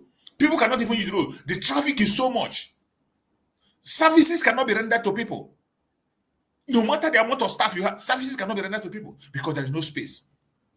Now, open up the space. Open River State and another place. They refuse. That is the mentality of a typical black man. And that thing is also in the Biafrans too, which we have to fight and defeat. We have to fight it and defeat. We must embrace change.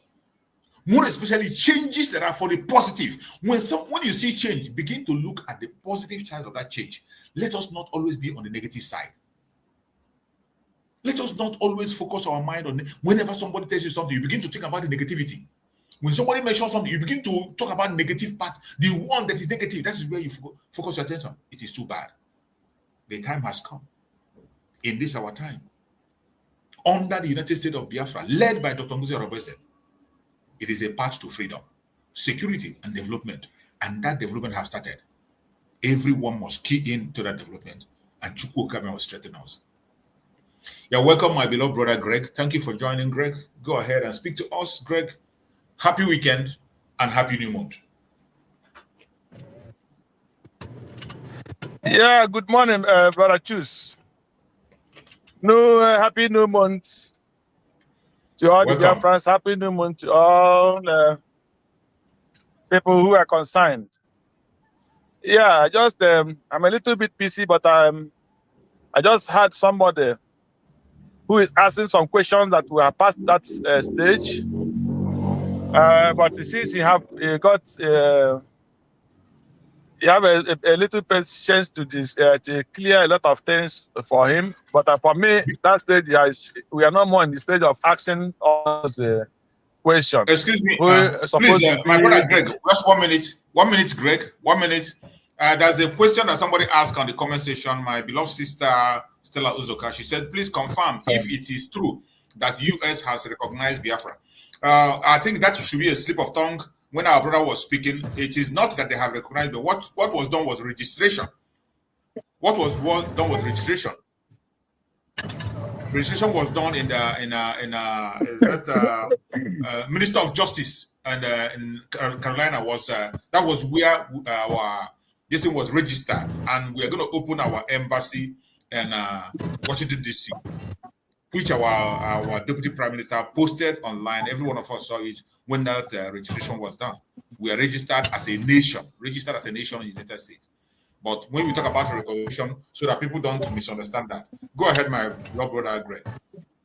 Yeah, so that person that asking the question is the people that are sacked and people that are not sacked. I think these are people who are trying to set confusion on what is going on. So those kind of people should not be responded to, because any person that is following what is going on will understand that those matters have been cleared and nobody is talking about it again. And Any person who is telling you that he's contributing money and they're supposed to show him what is on the ground, that person, I don't think the person is following up. So these are the kind of people who come. I forgot to address that section also. Go ahead, my brother. Go ahead. Address it. Who is trying to create confusion in what we are doing? So those people are not important to answer them anything.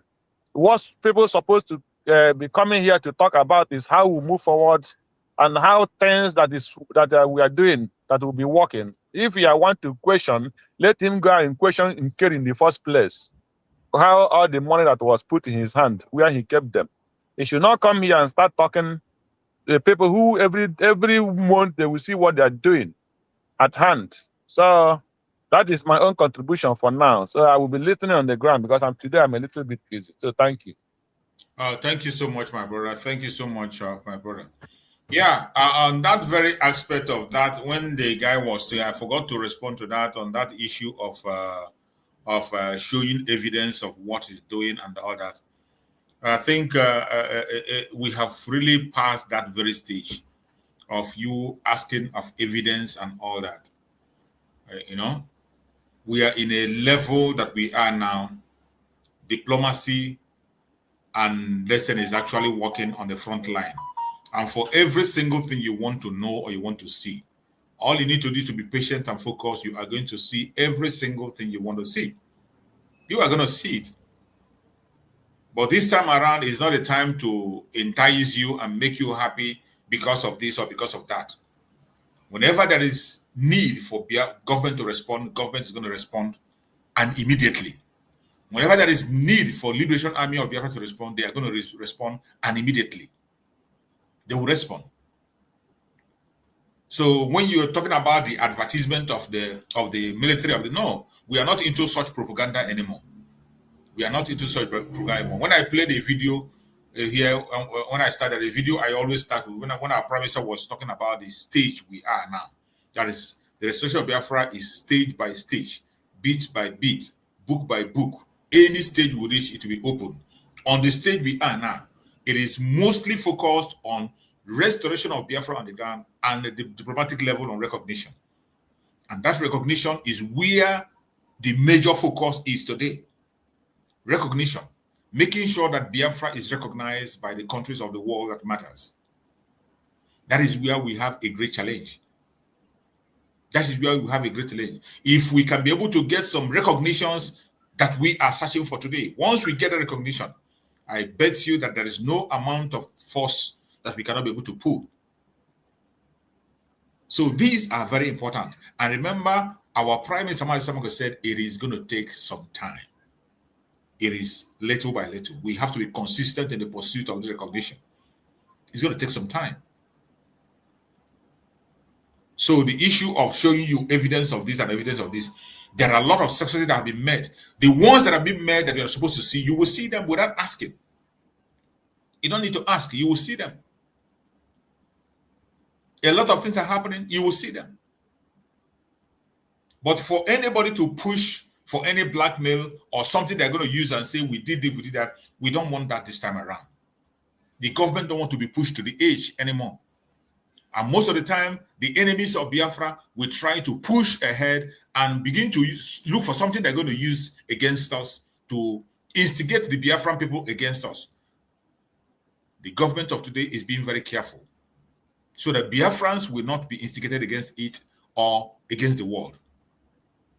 That does not mean that we're not going to defend our land. We are going to defend our land and we'll defend it appropriately with the force that is required, but we are not going to advertise it. It will not be advertised. If that is what you are looking for, it will not be advertised. All you need to do is to watch and see. Watch and see. And you're going to find out and see whether the news you're hearing before, whether you're going to hear it anymore. You are going to see the changes. You need to see it not by propaganda, not by showing you videos. All you need to do is to pay attention and play your own role. Play your own role, because for you to see those successes you're looking for, you have to be part of that success. The government cannot do anything on their own. Without your support, the government cannot do anything on their own. The successes that was made today From the very first time, from Mazi Nnamdi Kanu up to today, it is because of the Biafran people. The success of Mazi Nnamdi Kanu in IPOB is because of the Biafran people. The success of Mazi Simon Ekpa is because of Biafran people. And the success of Dr. Ngozi Orabueze today depends on the Biafra people. That is why we urge every Biafrans to continue to support the United States of Biafra under Dr. Ngozi Orabueze. Today is going to be fundraising. Today is Saturday, a day we agreed to come together and raise funds. Come there and donate. Give your own widow's mite. Give your own widow's mite and you watch and see. And when I talk to you, I remind you that this government is just 3 months old. The government started with an empty purse. Empty purse. You can imagine when your secretary, when your minister of finance, you can imagine when your minister of finance break away. When the minister of finance of a government break away, you can imagine what that means. It means that the government is running without a penny. A government that began to run without a dime. 3 months old today, you are seeing the government still moving ahead, doing things, getting busy, reaching out and occupying spaces, sending informations and achievements here and there.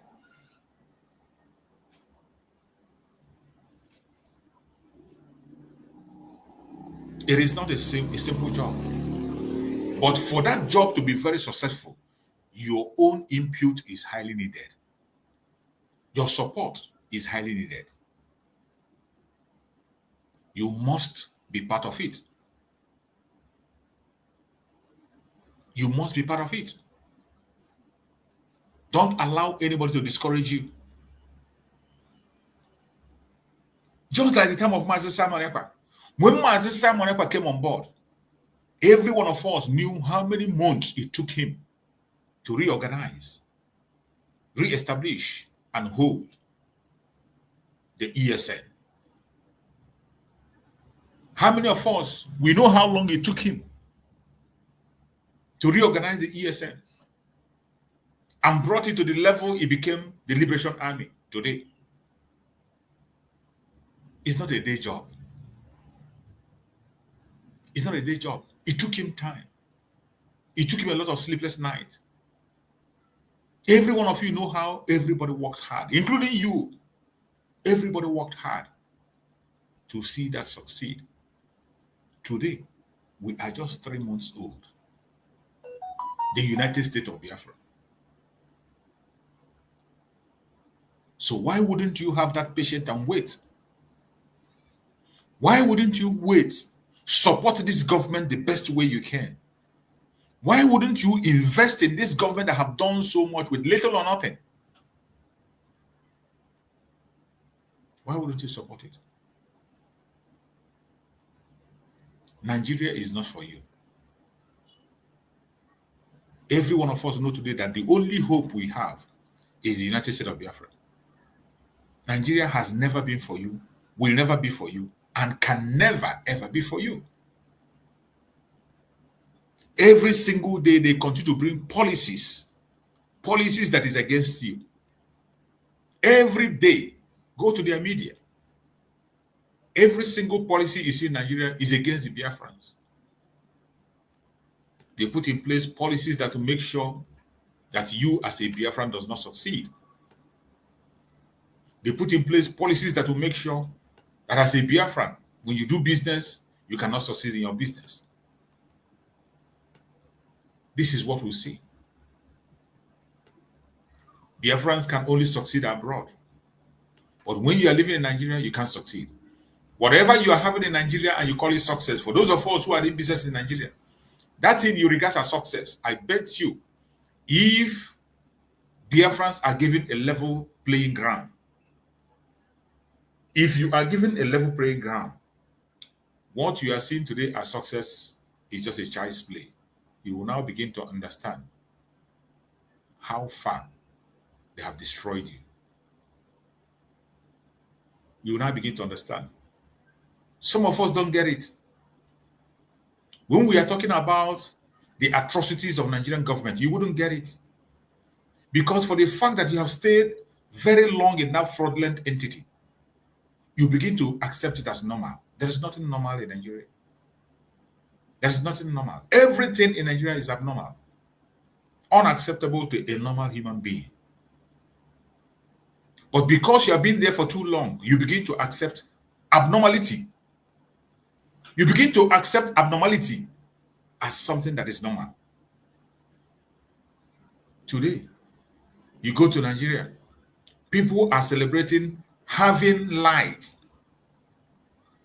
for 6 hours.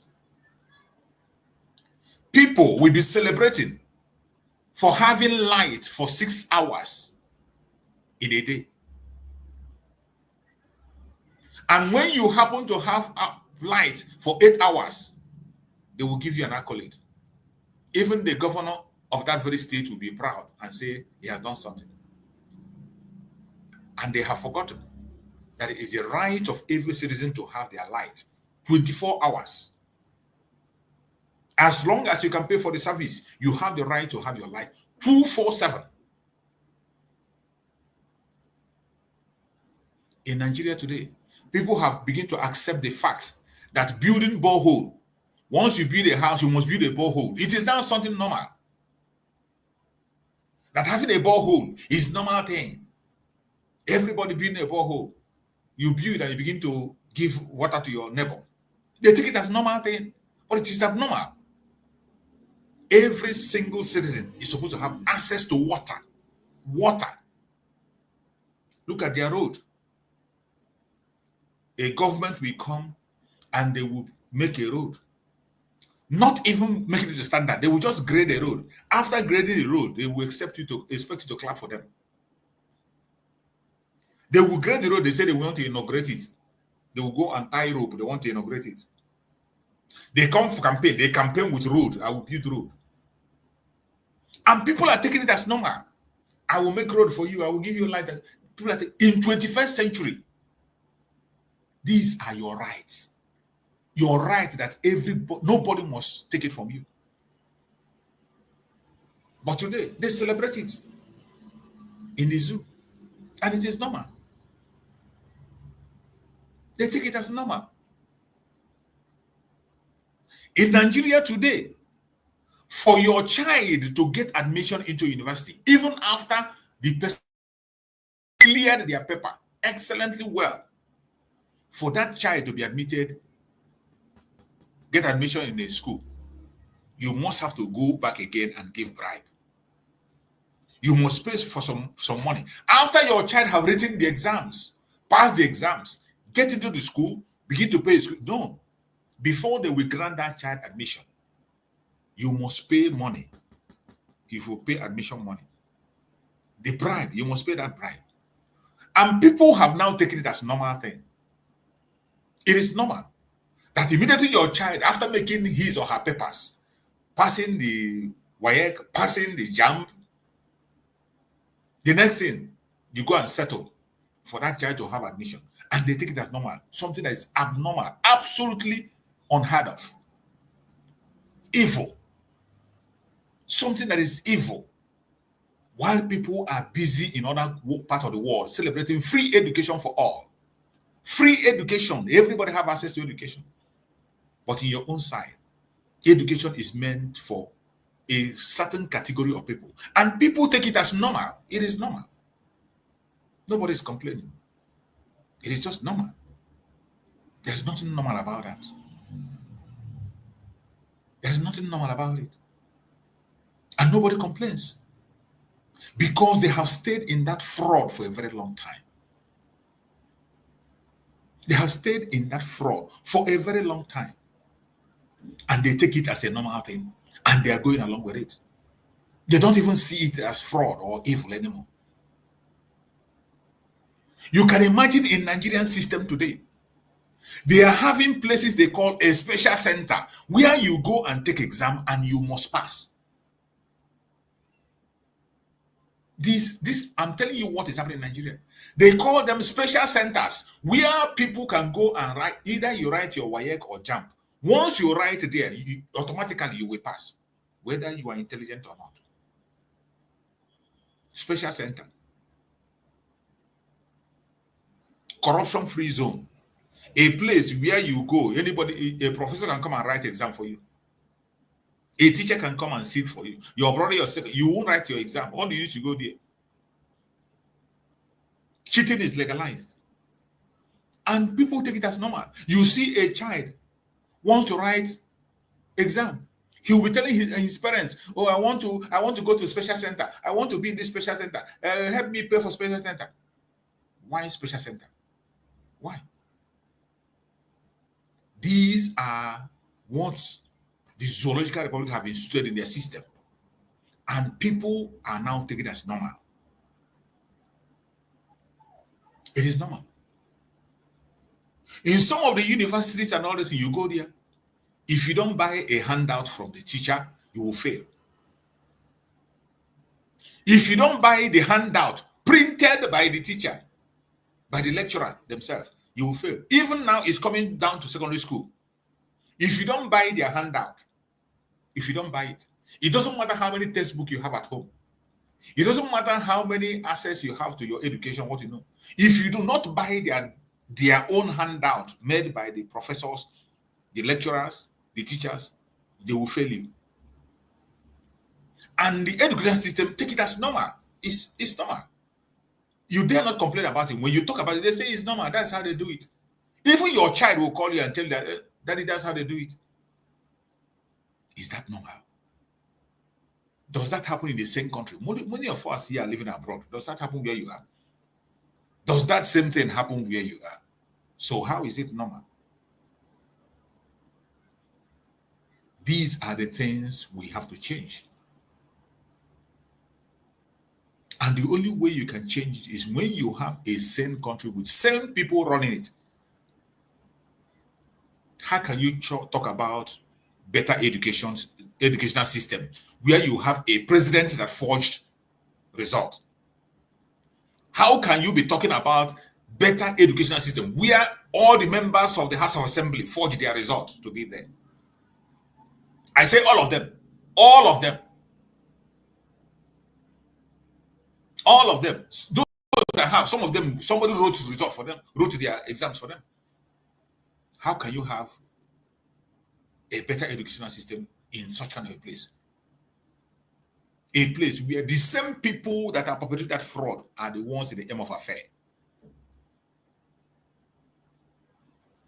In a country where the president attended university, got admission as a woman, graduated as a man, got admission into the university as a woman and graduated as a man. And nobody cares. They still voted him in as a president.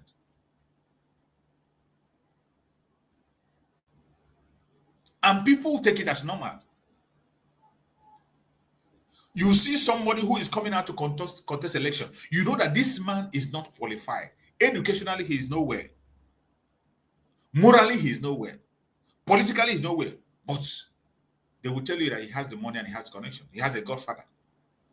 Simply because he has the money and he has a godfather. People will bet you and tell you that this man is going to win. And he definitely win. You saw it in the drug baron in Asarok. If you come to qualification, drug baron is nowhere. Before the election, in all the places he was interviewed, he was always talking bala blue, bala blue, bala blue. And people thought it was impossible. But those who know what Nigeria is told you that it is possible, very possible. And nobody's going to challenge him. He bought his way up from the primary election up to the main election. He bought his way. And people take it as normal. Even as he's there, other people are already gearing up and lining up on what they're going to do. Today, you saw the one they call the Senate President, Akpabio. The criminal Akpabio, who has a case in the EFCC. Criminal Akpabio have a case in the EFCC, and they told him, join the APC and all your sins are forgiven. That was how he joined. Today, he has risen up to the number 3 man in the country, Senate president. And that number 3 man who is fraudulent and not qualified to be there today, look at what he's doing in the Senate, harassing women up and down. Married women. One of the cases that they are pushing online, they're talking about, the woman, a fellow senator in the Senate that he wants to sleep with. Because the woman refused to sleep with her, he's giving her a backseat. He wants to suspend her. Sexual harassment. Akpabio. What do you expect from Akpabio? A criminal. When you make a criminal your Senate president, what do you expect? Somebody who EFCC have indicted. They wanted to pick him up. All they told him is to join APC and all your sins are forgiven. And that was what he did. As if they didn't stop there. Today he is the number 3 man in the country. Harassing women, committing different kinds of crime, stealing as much as he can. Undeterred, fearlessly. And you take it as normal. And I ask people, judging from what you see in Nigeria, do you think anything is going to change? Judging from the system, those who said, oh, wait for better future, better Nigeria, better Nigeria. I ask you, what is your yardstick that you are using to measure? If you're expecting miracle to happen, there will be a yardstick.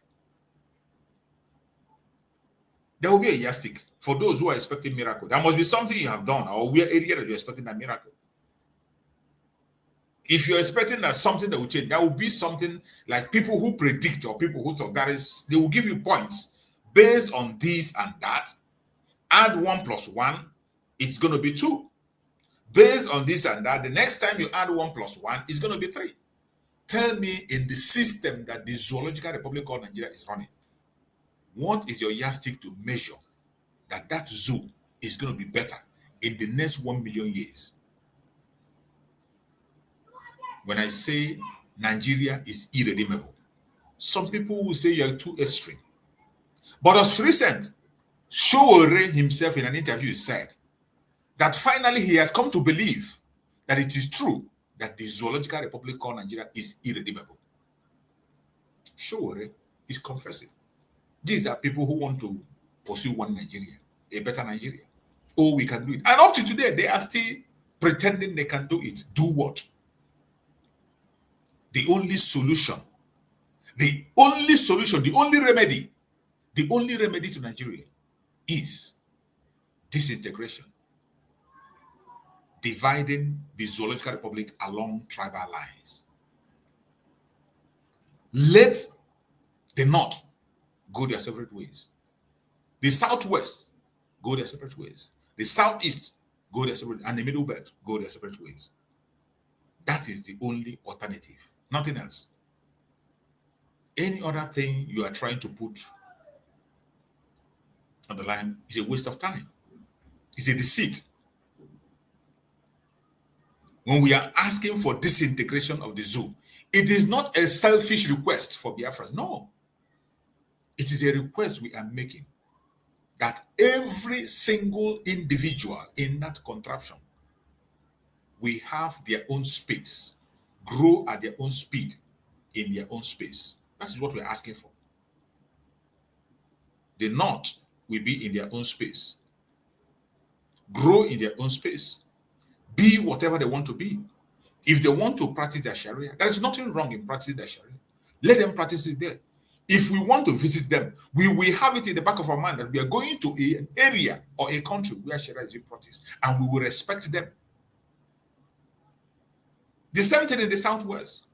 Allow them to practice anything they want to practice or worship Shango or whatever. Do it in their own territory, according to how they want it, in their own space. Allow the Biafrans to run their own space also and worship Chukwu Okekabiama the way they want to, without any distraction. Allow the Middle Beltans to grow in their own space. Use their own resources to be who they want to be. be the food basket as they are, and export their goods to where they choose to on their own terms and conditions under an agreement. That is what we are asking for, and that is the only solution to Nigeria. When we make this request, some fools, some idiotic clowns will come on our comment section and they'll begin to talk trash because they don't know their left and right, or they are pretending. Some indigenous people in Nigeria today, when we talk about Biafra, they think it's just about us. Let me tell you, the fight is not just about us. As it stands today, Biafrans' life expectancy is higher than any other region in that zoo. The Biafrans are still the richest in that zoo. They are still the ones that are living better than any other region in that group. The North that have ruled the country for many years remain the poorest of the poor. The poverty capital of the world is in the northern part of Nigeria, and the leadership in their hand. And they have the richest man in Africa. You can imagine that. The richest man in Africa coming from the area that is the poverty capital of the world. And he couldn't change a life. He cannot change a life up to today. He can't change the life of his own people. That is how they function. Feudal system in the North. The system of the North is feudal system, the Rankadede style. Only one man will top and every other person will bow. That doesn't happen in Biafra land. In Biafra land, we don't have such system where only one man will speak and everything ends in your mouth. No. It doesn't happen in Biafra land. Biafra land, every man has the right to succeed, pursue success, attend to every height they want to attend, legally, legitimately, reach to any level, be whoever you want to be. Air your opinion. A Republican system. That is what we have in Biafra land. You are entitled to your opinion. Unlike in the feudal system where you have no opinion except what your imam says in the mosque. Except what your elders say, that is what you carry. It doesn't happen in the southeast. In Biafra land, everybody have their own opinion, and their opinion must be looked into. Everybody is entitled to speak and make contributions. The value system of the people in Biafra land and the value system of people in the southwest and the north is not the same. We do not have the same value system. And countries are built based on people that have similar value system. You have no business being with somebody who does not have the same value system with you, and you say you are running a country. You are mad. You're only creating chaos. You're creating insecurity. You are creating underdevelopment, envy and jealousy with hatred. That's what they're creating. Today, look at Nigeria, the amount of hatred the citizens have among themselves. The amount of hatred the citizens of Nigeria have against themselves cannot be measured. Go to TikTok. Go to TikTok. See the amount of hatred they are displaying against themselves. The Edo people against the Yorubas, Yorubas against the Igbos, Igbos against the Yorubas. One tribe against the other. Go to TikTok. That is what they do. Some have dedicated their own platform to antagonizing against their fellow citizens. Do you blame them? That is what the zoo have given birth to. That is what Nigeria have given birth to. Putting people that do not have the same value system together and force them to be together. I bet you, if you disintegrate this contraption, everyone will have respect for each other. The North, that is something they are known for. The Southwest, that's something they are known for. The Southeast, they are known for something. The Middle Belt will be known for something. They will have a healthy competition. It has been done in Asia, and it worked excellently well. Today, Pakistan, India are competing, healthy competition on economic level, on security level, on nuclear physics. They are competing. These were countries that were together before. But they were now divided along their tribal lines, their value system. Pakistan went their ways, India on their own. It happened also in Malaysia. The Malaysians go their own, Singapore on their own, and two of them are growing, competing in a healthy competition, still doing things together as neighbors. We have the same thing in Europe. Many European countries, you saw how Russia was splitted into pieces and people went their separate ways. And every single one that came out of Russia today are doing very, very well on their own. Which one are you going to count and leave which one? Why is it that the Africans cannot do the same? Why are you still celebrating the most populated African nation in the world? Why are you celebrating that? Most populated African nation that cannot feed itself, cannot secure itself, cannot provide food for itself. Why do you celebrate that? What is an achievement for being the most populated African country in the world? What is the achievement? They call you giant of Africa. Giant of Africa for what? You are not stronger than Burkina Faso today. You are not stronger than Ghana. Your closest neighbors, you are not. You are called a giant because you are the most populated African country. What else?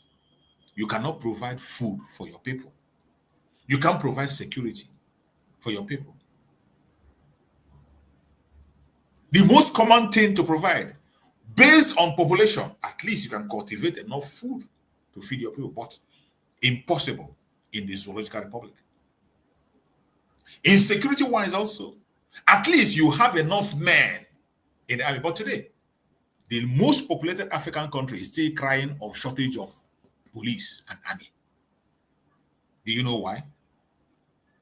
The most populated African country, Nigeria, is crying of shortage of police, shortage of army, and all their forces today. Do you know why?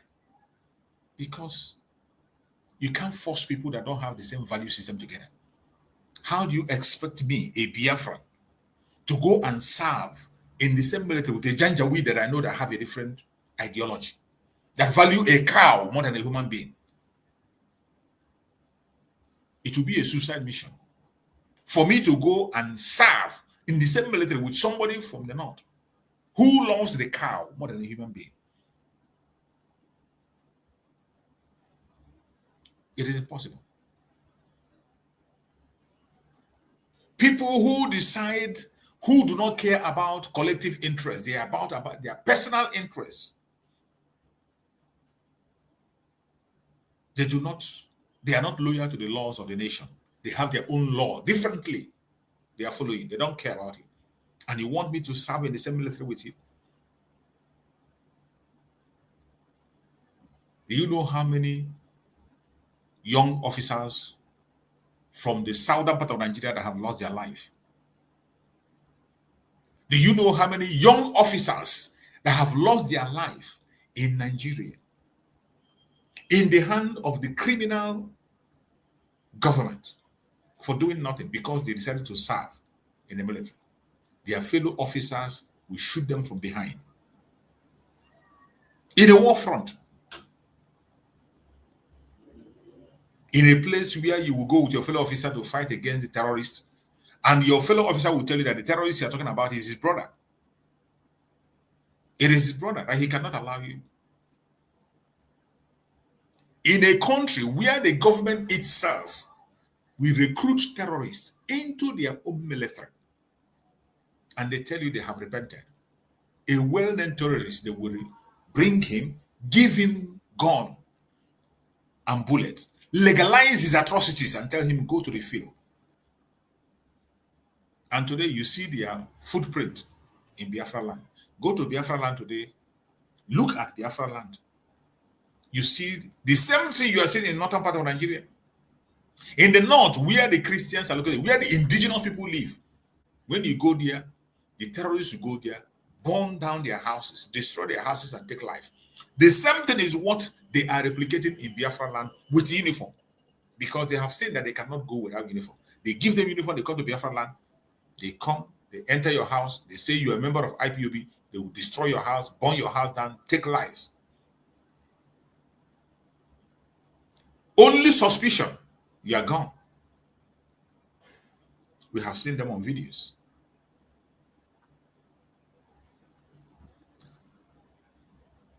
Which one am I going to mention and which one am I going to leave? The earlier we walk away from the zoo, the better for us.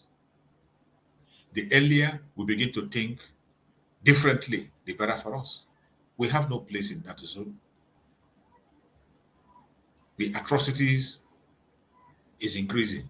And as the day go by, the wickedness, the hatred continue to increase. Even in the midst of the confession, the hatred is still increasing. The earlier you wake up and think right, the better. There is a video I want to play. I have brought this video up many times, but I wasn't able to play it because of time. I will try to play that video today. From Okuta panel, where one of the people who participated in that revolution was being questioned in the Okuta panel. I want you to pay attention to what's about to say. Let us use this very video to round up our program. Let's listen and watch. What witness was it? Second or third?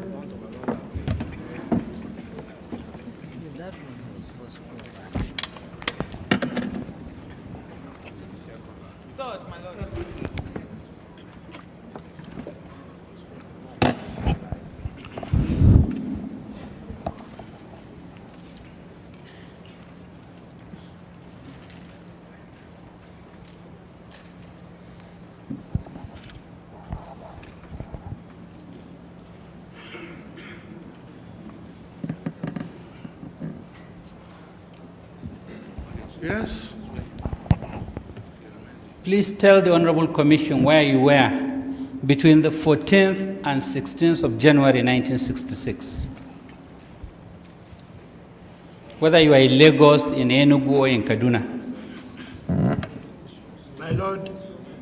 My Lord, I have made exhaustive statement on this issue at any point. This is cross-examination. You can't make a statement. You don't know what the person they will ask you.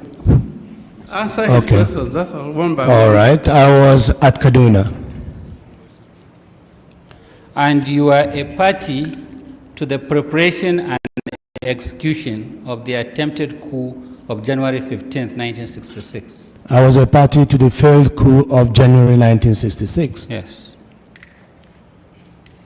Your final plan towards the coup was discussed and agreed upon during your exercise at Kachia. There is no truth on that at all. Okay. I did not go to Kachia for any exercise to start with. Very good. I attended a battle group course at Abeokuta. No, you have answered the question. In Kaduna, the operation or the attempted coup was led by Major Chukuma Nzegu. Correct. Yes. After the Premier of Northern Nigeria, late Sir Ahmad Bello, was murdered along with his wife, and the Governor of Northern Nigeria was arrested, Chukuma made a broadcast suspending the government of Northern Nigeria. That is correct. He also suspended the legislature of Northern Nigeria. That is absolutely correct. In Ibadan, one Captain Ngozi led the operation where the Premier, Chiba Kintola, was killed. That is correct. But the government of Western Nigeria was not suspended. If you know, if you don't know, say you don't know. It is not a question of not knowing or knowing. I know it was not suspended. Very good. Because of no, that's all right. That's all right. That's all right. Now, at the federal level, the President, Dr. Nnamdi Azikiwe, was out of the country. The Prime Minister, late Sir Abubakar Tafawa Balewa, and the Honorable Minister of Finance were murdered or were killed, and the federal government was not suspended. At the federal level? Yes. Ironsi aborted the coup. So, and Ironsi took over, isn't it? He aborted the coup. He aborted the coup of January 66. Yes, at the time those who organized the coup suspended the government of northern Nigeria. The federal government was not suspended. The coup took place on the 14th, 15th night. Yes. By the following day, Nzogu made a broadcast. When did By the following day, Ironsi had aborted the coup in Lagos.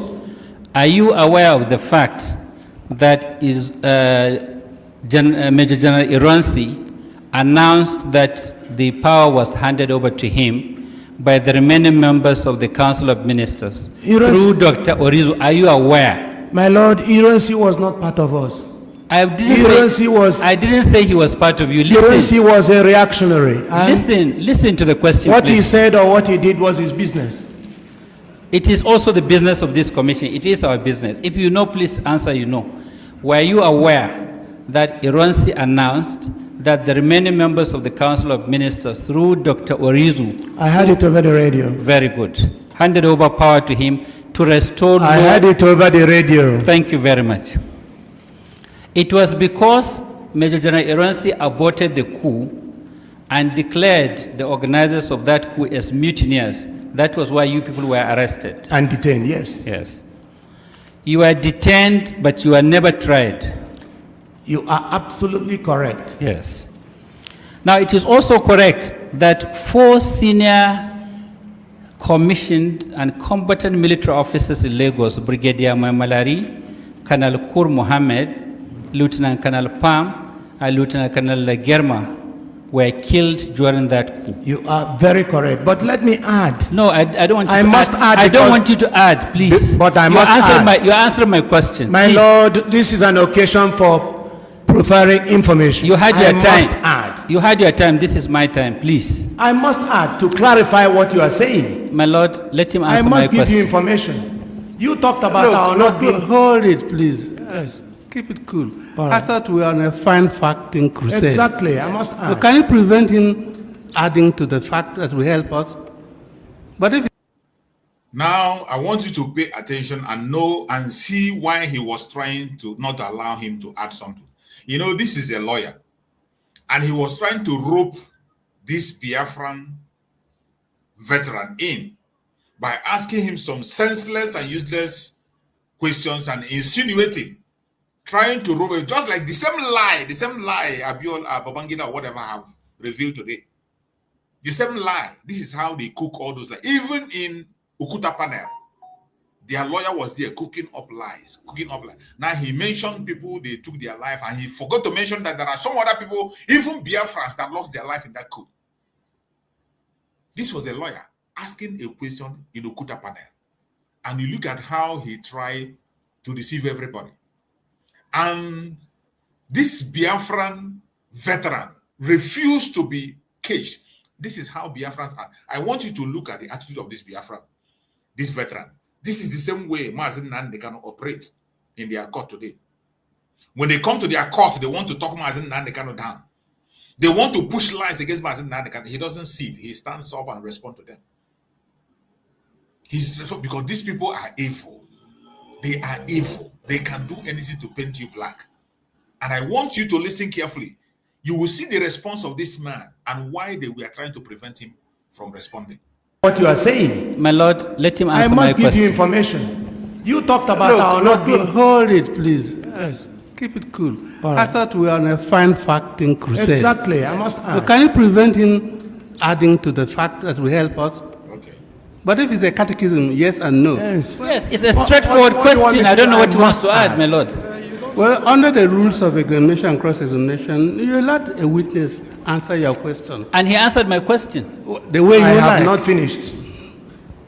I must add that we were not tried. But even when Gawan took over after the overthrow of Ironsi, he did not try us. If that is all he did not try. You see, most of the time they will tell that argue Ironsi that they killed, the head of state that they took his life. General Ironsi, one of the best African general who fought in war, they took his life. And they said why they took his life was that Ironsi did not try people who participated in that very revolution. I didn't try them. But Gowon himself today, who fought war against, didn't also try them. Gowon, when he took over, did not also try them. So why didn't they kill Gowon? Why are they not accusing Gowon today? These are one of the double standards, revelations that have been made, even though we found out, but nobody's paying attention. Yes. If that is Our leader, he answer questions. Listen, yes, he has asked another question. Yes, sir. I don't know what you're answering. You listen to his questions. Now, you answered questions earlier that there was a coup in Kaduna where the political leaders were killed. There was a coup in Lagos where the Prime Minister and Minister of Finance were killed, and there was a coup in Ibadan. There was no coup in Enugu, no attempted coup in Enugu. There was. Listen now.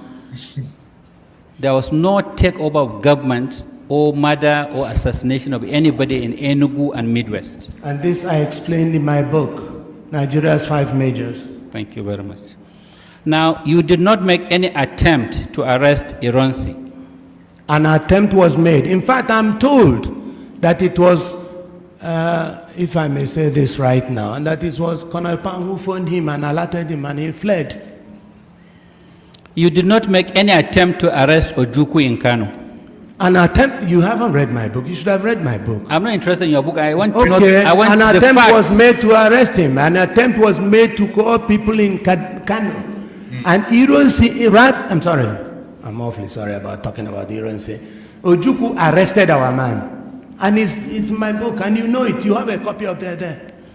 In Kaduna, you also killed Brigadier Ademalokun and Colonel Shodende, who were the only 2 senior Yoruba officers there. Brigadier Ademalegu was killed. There is no doubt in that. What of Colonel Shodende? Shodende was killed. It's all in my book. I mean, you should read it. Thank you very much. Yes. I want to hear what you will say on oath here, not in your book. All right. Okay. May it please, my Lord, I'm sorry to there is evidence This is how they already before this commission about the coup. My learned friend has been going on about who and who was killed. Exhibit 8 is a book written by him where, in 1981, where he listed all these things he's asking him now. Yes. The issue here, if there are any untrue statements in the book, which is in evidence, he wants to clarify as affecting the ACF. Let him read it to him, but to continue to rehearse the evidence given before, I think. Well, I don't want to appear as asking too many questions, but in cross-examination and examination in chief and re-examination, there's a thing called notorious facts. Is that correct? My Lord, it depends. Many books have been written. All these things are there. My Lord, We've read all of them. He is the only surviving person who participated in the coup. Absolutely wrong. Was he in Kaduna? Oath. All right, ask. If there's something like notorious fact, you can address us on them. But if they're notorious, they're notorious.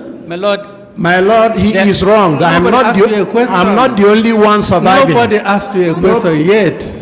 You are one of the survivors. Go on. That is why, as a Biafran, you are fearless in the presence of your enemy. You see, that lawyer was saying that he's the only survivor.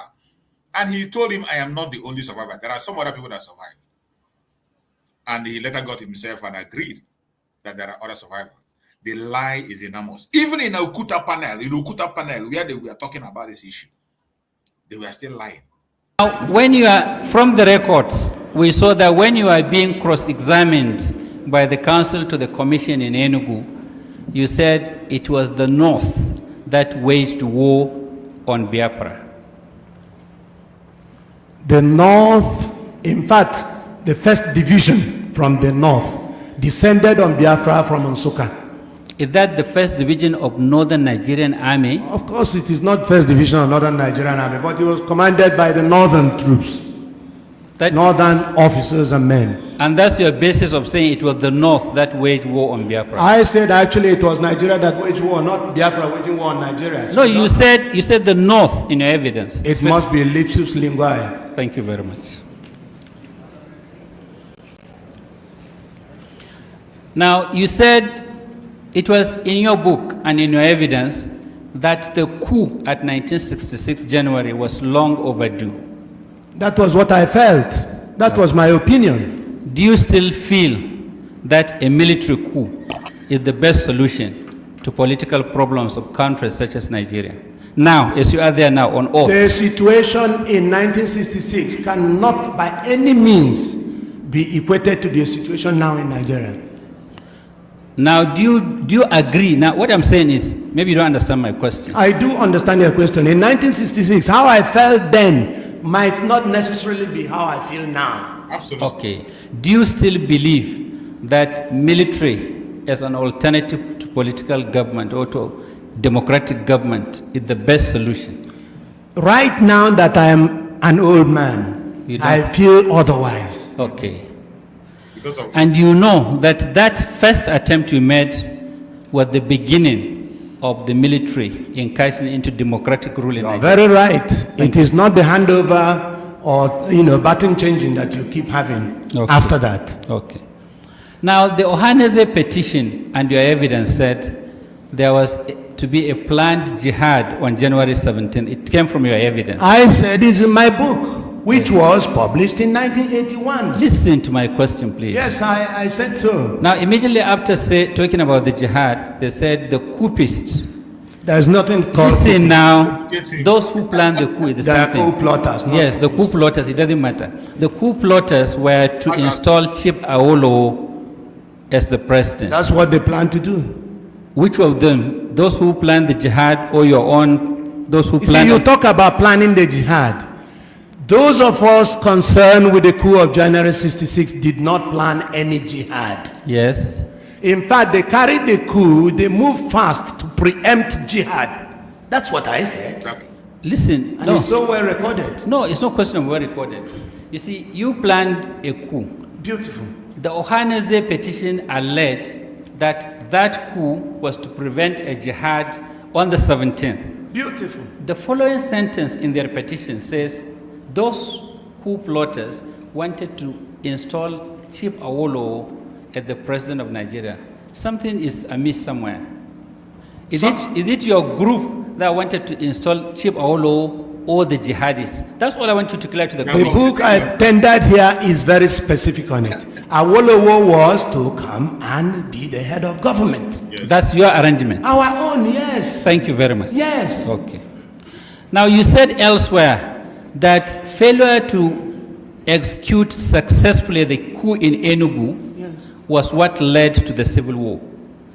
You see, again, you haven't read my book, or you didn't even hear what I said. Listen, I read your evidence before the commission in Enugu. Then certified true copy from the That's commission. not what I said. Let me tell you exactly what I said. What did you say? You did a coup in July 1966. There were two coups in Nigeria in There was a coup. I didn't Just do a anything. minute. Let me tell you what I said. Okay. I said that the failure of the second coup, that is the July coup, failure of the July coup to succeed at Enugu was the one that caused the civil war. It is not the first coup. I didn't say the first coup. I said July. I didn't take part in July coup. You did. Listen, you said failure of the coup in Enugu was what led to the civil war. Is that what? Failure of the July coup to succeed at Enugu was the one that led to the civil war. How? If you can explain. Beautiful. Let me explain. Because the coup failed, Ojukwu, who was the governor of Eastern region at that time, was neither killed nor arrested.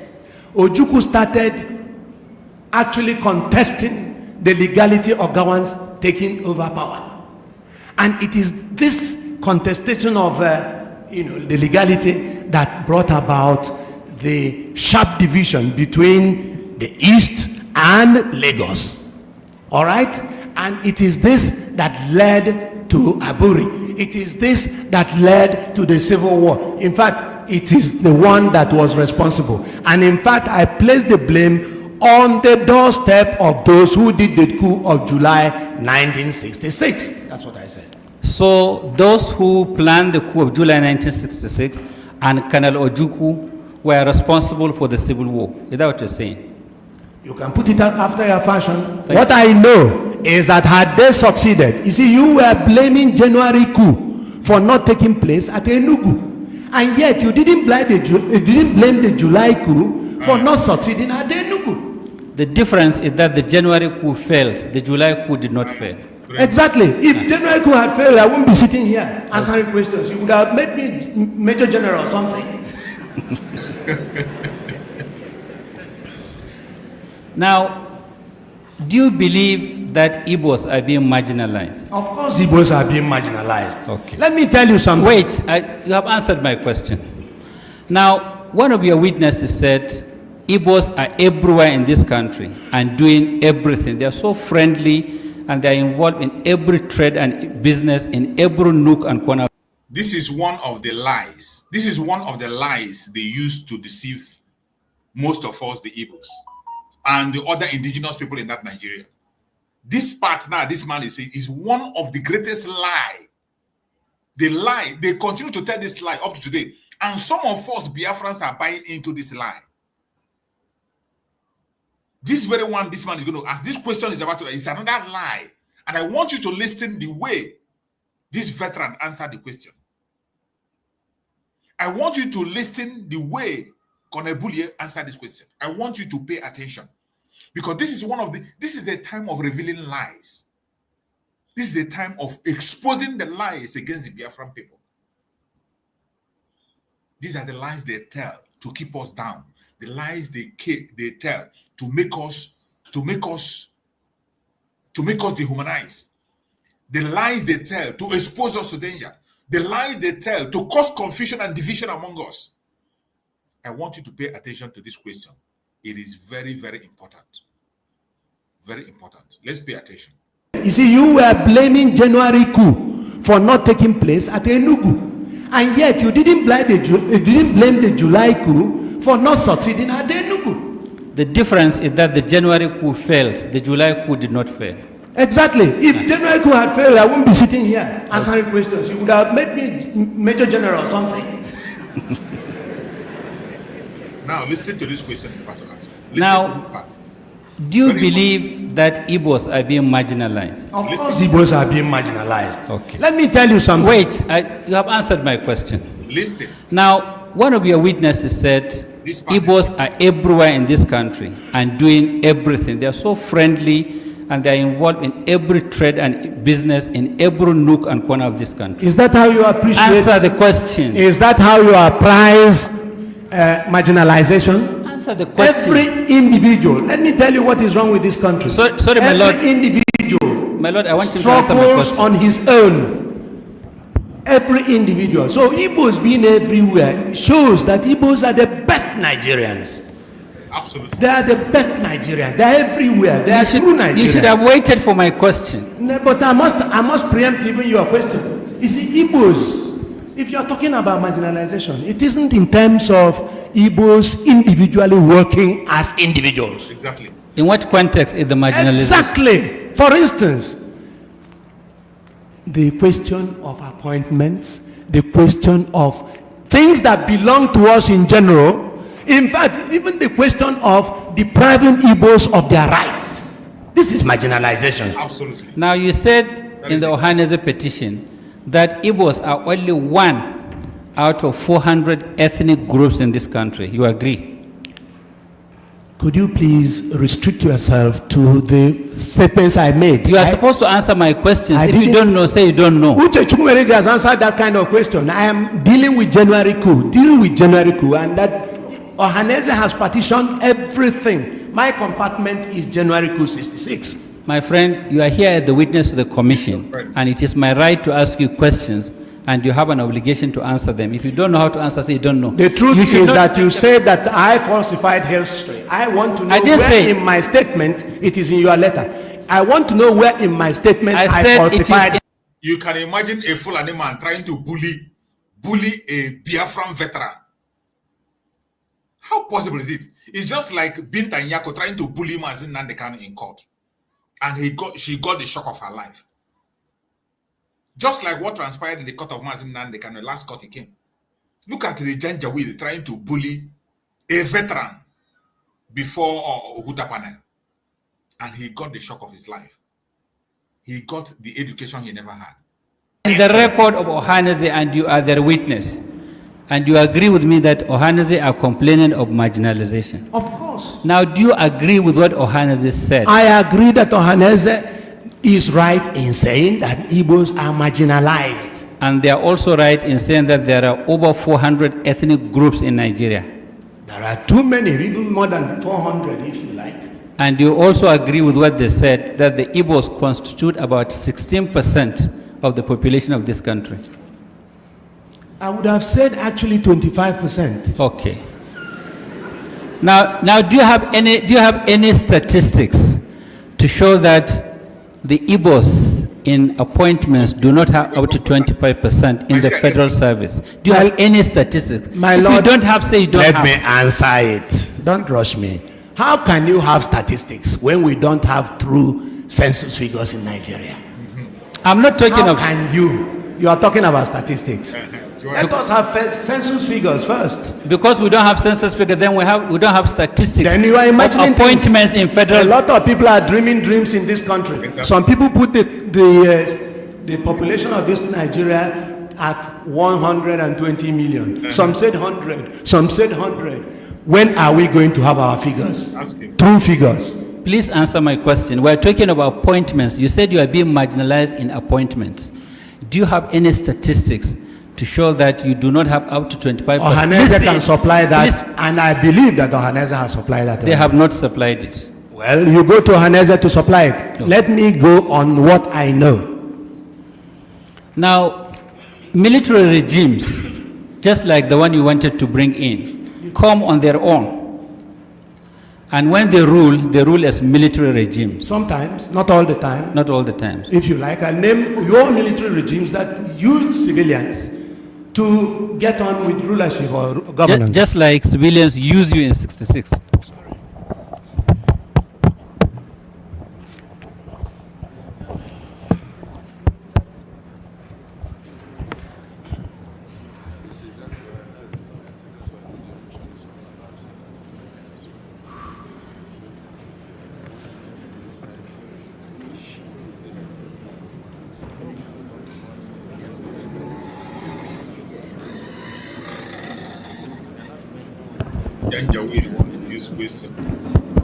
Want to bully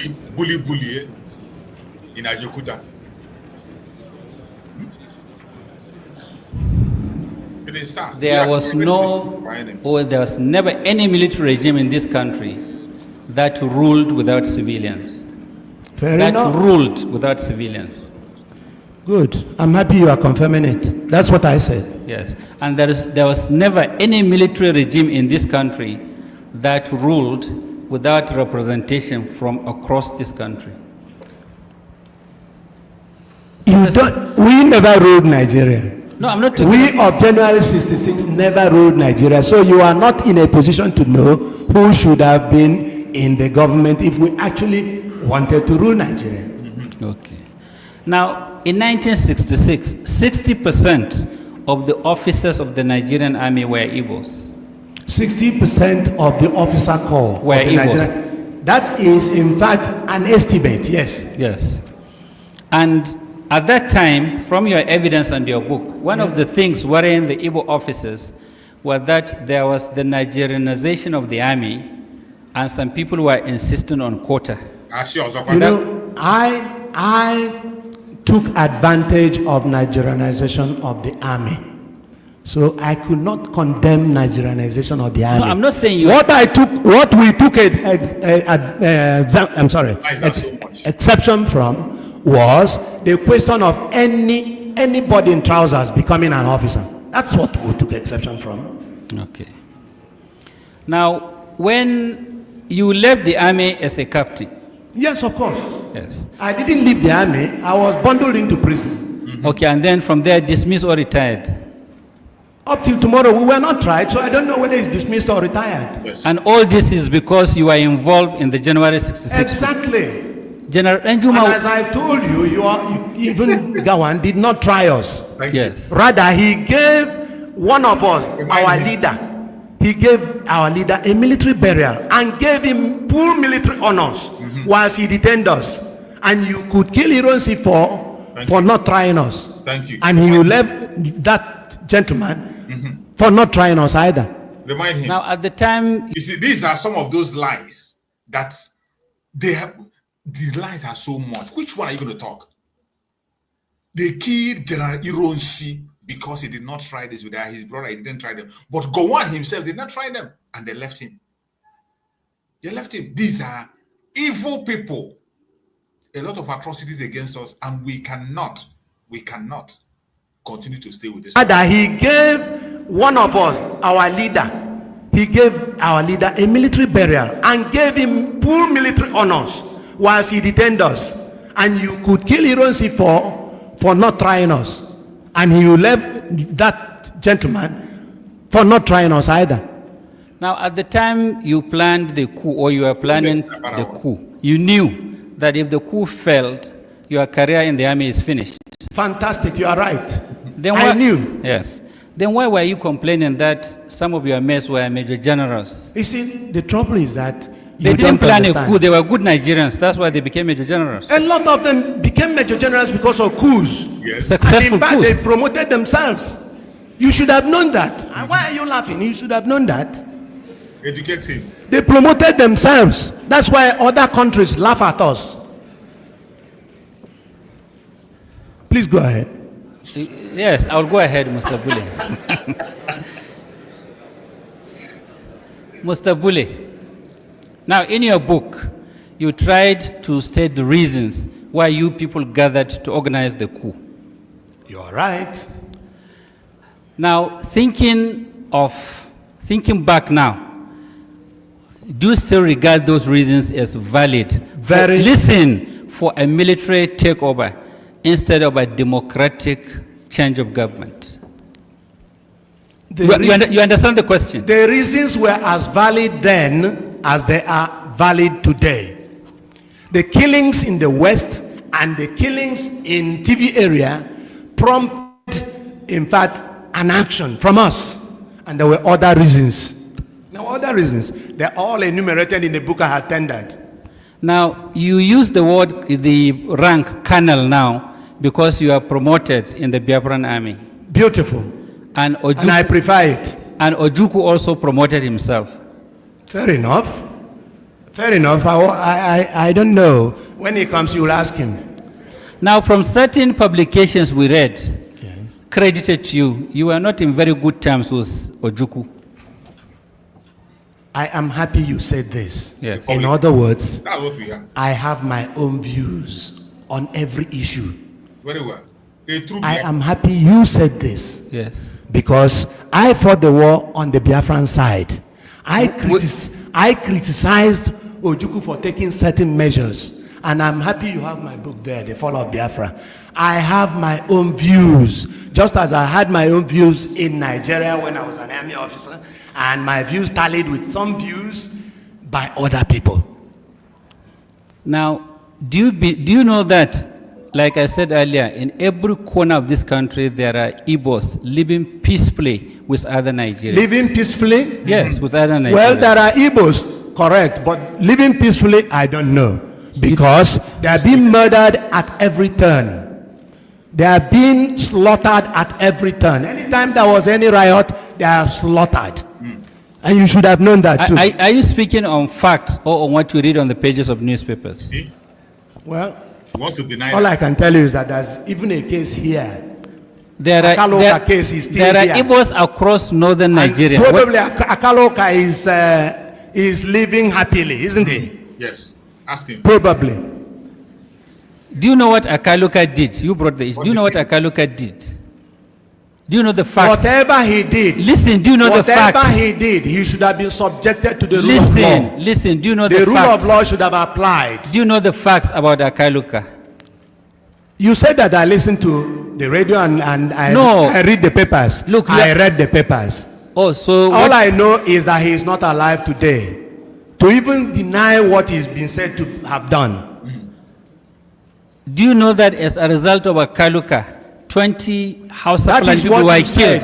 That is what you said. We have not been told this. Have you sent any delegation to Igbo land to explain the Akaluka issue? Have you sent any delegation to Igbo land? You are not supposed to ask me questions. You have to answer my questions. I'm sorry. I'm awfully sorry, my lord. Okay. All I can tell you is that you are begging the question with regard to Akaloka because he's not around.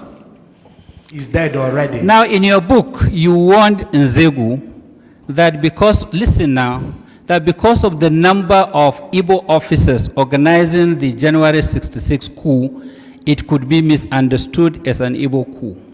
Number one. Did you warn him, please? I didn't warn Nzegu. There was no Nzegu. That's number one. Number two. I'm not an Igbo man. I may not know how to you must the try and pronounce the words properly. Number two, I didn't warn Nzogu. If you read my book, I was discussing with Onwatuegu. With whoever you are discussing, you warned. Did you warn? Now, let me explain that. Listen to the question first. I have listened to the question. I leap ahead. Now, no, listen, my friend, listen. I call you here to ask you questions. All right. And this is a court of law. This is not a military barrack, please. You can't bully. What you said in the book is that people may understand that coup as an Igbo coup because over 90% of those planning the coup were Igbos. Is that correct?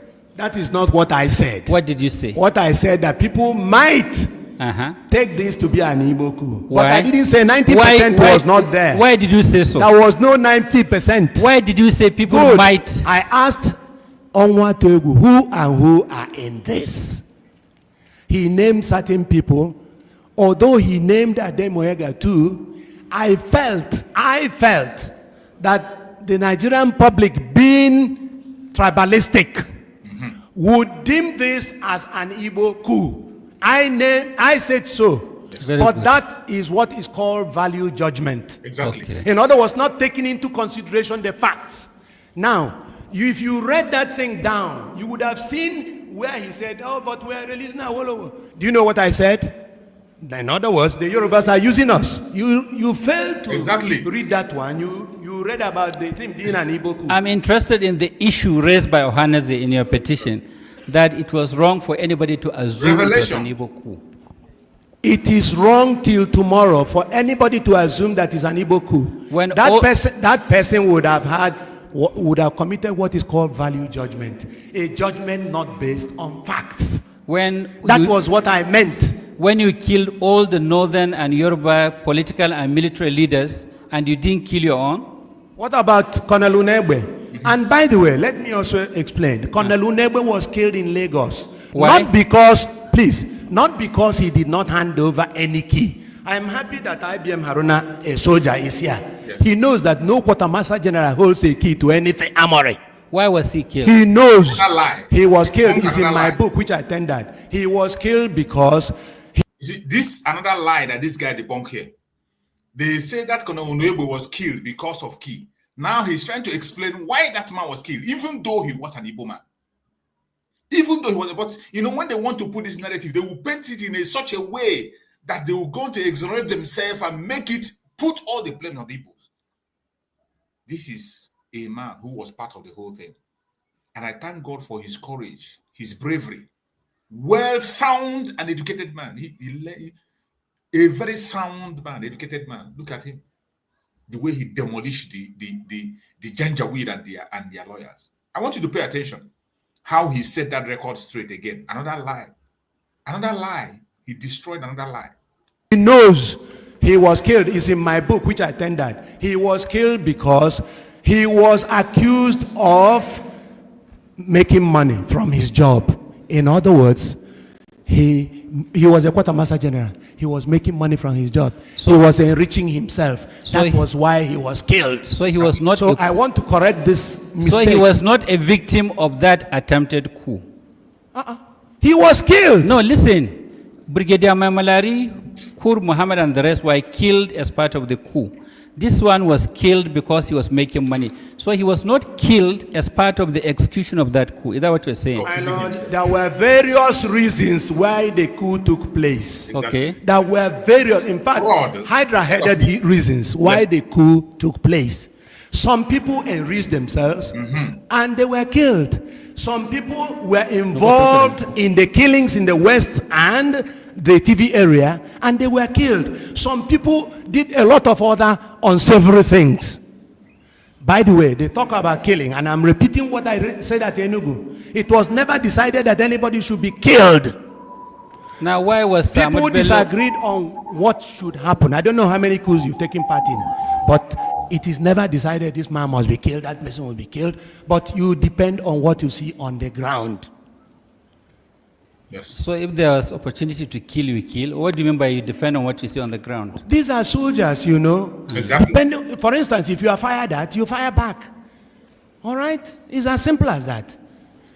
And I gave an example of somebody who wasn't killed. He was. Do you know why Sardona was killed along with his wife? Do you know it's in the book? Simple. Why must I? I told you we need your evidence here. But the commission here has read my book. If they have not read my book, they probably are reading it now. Nigerians want to hear what you will say of the reason behind killing Sardona and his wife. You talk about killing again. I was not the one who went to the house. Even though I must tell you this, I take full responsibility for the coup of January 66 because it was a collective responsibility. Very good. Okay, are you aware of the reason from your coup plotters why Sardona was murdered with his wife? If you don't know the reason by now, then I'm afraid you should go and find out. My Lord, it's all in my book. My Lord, the witness should be told that he's supposed to answer You my are question. whipping up emotions. I don't want to get involved in that. Bully. Answer a simple question simply. It will make us progress. And then when counsel is asking, you have no right to retort.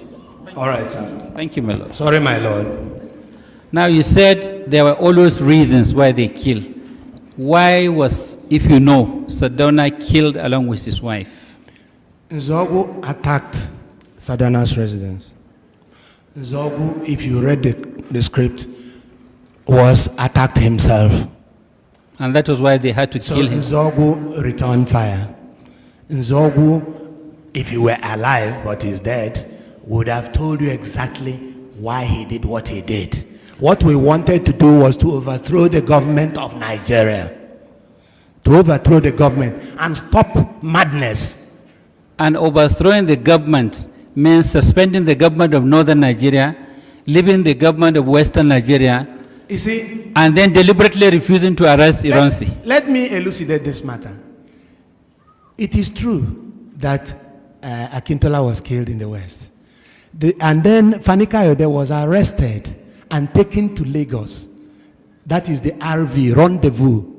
Now, when the soldiers got to Lagos, they found that Ironsi's troops had already seized Lagos. And so they ran helter-skelter. And as you well know, some people ran to Ghana, some ran to other places. And therefore, there was no time to declare anything in the West. You should have known that. And there was no time to arrest or kill Okpara in the East. Again, we talked about Okpara having been receiving somebody from abroad, a head of state from Cyprus. Macarius, Archbishop Macarius. You gave that and he was arrested as soon as, and by the way, one of you was the one who took over the radio station. Yes. Even though he's dead again and he can't say his own mind. Tell them. Now, listen, it was Jallo who took over the station. Listen, my friend, we're not here for stories. What I'm trying to tell you is restrict yourself to my answers to my questions, please. Now, you gave consideration to the fact that... You see, when he wants to reveal deep information, this is Okuta panel. Okuta panel, they are looking for information. This is a man who participated in the revolution of 1966, giving information. When he wants to go deep and tell them their own involvement, even the northern involvement in that coup, they shout him down. You see, their lawyer doesn't want him to speak. Their lawyer doesn't want him to speak. It is their own man, a northerner, was the person who was in charge of the broadcasting station to broadcast on that 1966 coup. That is what Bullier wanted to talk about, and he doesn't want him to speak. He doesn't want him to speak. But the truth is out. And you cannot bully a Biafran veteran. That is why Mazin Nani can say, we are fearless in the presence of our enemies, and we continue to be fearless. And if you are still one of those cowards who is afraid, you are afraid to post Biafran issue on your platform. You are afraid to share Biafran program. You come to a place where Biafra program is holding, you are afraid to share it. In your platform, they cannot see any image of Mazin, they cannot Mazin someone about or anything that has to do with Biafra. You're a fool, you're a coward, and you're not supposed to be called a Biafra. And he can't say his own mind. Now listen, it was Jallo who took over. Listen, my friend, we're not here for stories. What I'm trying to tell you is restrict yourself to my answers to my questions, please. Now, you gave consideration to the fact that Opara was expecting a guest. Not expecting, he had a guest. Yes, he had a guest. Listen now, to listen. Airport, he was arrested. Listen to the question. Now, in some of the books written by some of your coup plotters, you had to wait for Sir Ahmad Bello to return from Lesser Hajj to execute the coup. I wrote that in my book. Yes, why did you do that? If the intention was not to deliberately kill him. It is the truth. If you did not wait for him to return, he might bring in troops from abroad, particularly from Saudi Arabia or from any of the Islamic countries. Why didn't you wait for Dr. Azikwe to come back? I haven't even thought about Azikiwe because, you see, he was so innocuous that, in fact, as far as we were concerned, he was not endangering anybody. He was not because he is Igbo? No, not at all. Why? There were others who were not Igbos, who were not endangering anyone. Yes. What about Awolowo? Was he killed? Now listen, recently, you know Chief Ajuluchukwu? I know Chief Ajuluchukwu, he's my brother. Yes. Yes. He recently gave an interview. Yes. And he said Dr. Azikwe was aware of the coup and that was why he left the country. Are you aware of that? Simple. Say that again, please. That Dr. Azikwe was aware of the planned coup and that was why he ran out of the country. If Ajuluchukwu said that, it's not the issue. Whether you two are aware, that's the question. No. You don't put words into anybody's mouth. Yes. If Ajuluchukwu said that, he is entitled to his own views altogether. I want but to hear I'll your be own surprised. view. I want to hear your own view. But I'll be surprised, in fact, shocked if Ajuluchukwu ever said that. He but did. All the same, I said I will be shocked because you people are prone to, putting words into people's mouths. Exactly. Now, the thing is this. With regard to Zik knowing or not knowing, we were anti-Zik. If you recall that Nzogo talked to Sakashim Ibrahim, he said these people like Azik, we were an Okbara and others we were looking for. If you recall, and it's written down in black and white in your own book. That is not the question. The question is simple. Are you aware that Zik knew about the coup and that was why How could I know that Zik knew about the coup? I was at Kaduna. I was resident at Kaduna. How did you know that they killed Tafawa Balewa in Lagos? Say again. How did you know they killed and they could not arrest Iran? From the radio. Why didn't you hear this from the radio? You were part and parcel of the coup plotters. You know all those who sponsored you and you know those who dealt with. My lord, no coup plotter. My lord, no coup plotter is ubiquitous. He is not everywhere. You were aware that during the period you were planning the coup, there was Commonwealth Conference holding on in Lagos. Of course, I know. And even when it came to a close. And yet you killed Tafawa Balewa, you killed Brigadier Maimalari. He wasn't killed on the day of the Commonwealth Conference. You waited for them to go first. They were not killed on the day of the Commonwealth Conference. Okay. Let me put this to you, that Opara would have been killed. Listen, if you have no right to put anything to me, please. It will take another 4 years before you start putting it to him. Yes. You got to go My to lord, law I should have read law. All right, let me expatiate. I don't want to hear it. You are aware that Brigadier Maimalari was killed on his party's wedding day, the day he was organizing a party for his wedding. I heard he was killed and I wept. Very good. Because this is where I said everybody didn't agree about killing anybody. Okay. They had disagreements. So people were allowed to use their initiative. What you see on the ground is what matters. I wept because he was my mentor. He was captain when I was an officer cadet. Now, were you told why Sir Abubakar Tafawa Balewa was killed, was murdered, and his body thrown in the bush? I was even told that he wasn't killed. I don't know. What about you are talking about killing? Yes, Sir Abubakar Tafawa Balewa, you are told he I know that when some people went to Abeokuta to get armored vehicle, and they couldn't, they came back and found Ironsi's troops all over the place and ran away. those who had the prime minister, I'm told, dumped him in a bush. How they dumped him in a bush, I wasn't told. No, as one of the coup plotters, did you hear the reason why he was killed? If you read my book, you see it was zoned. I was in the north. I was at Kaduna. Please answer my question. Did you hear why he was killed? I wasn't told. Was there any justification given for killing him or for murdering him? Are you saying by hindsight or then? By the coup plotters. Well, you see, people were being killed everywhere, particularly in the West.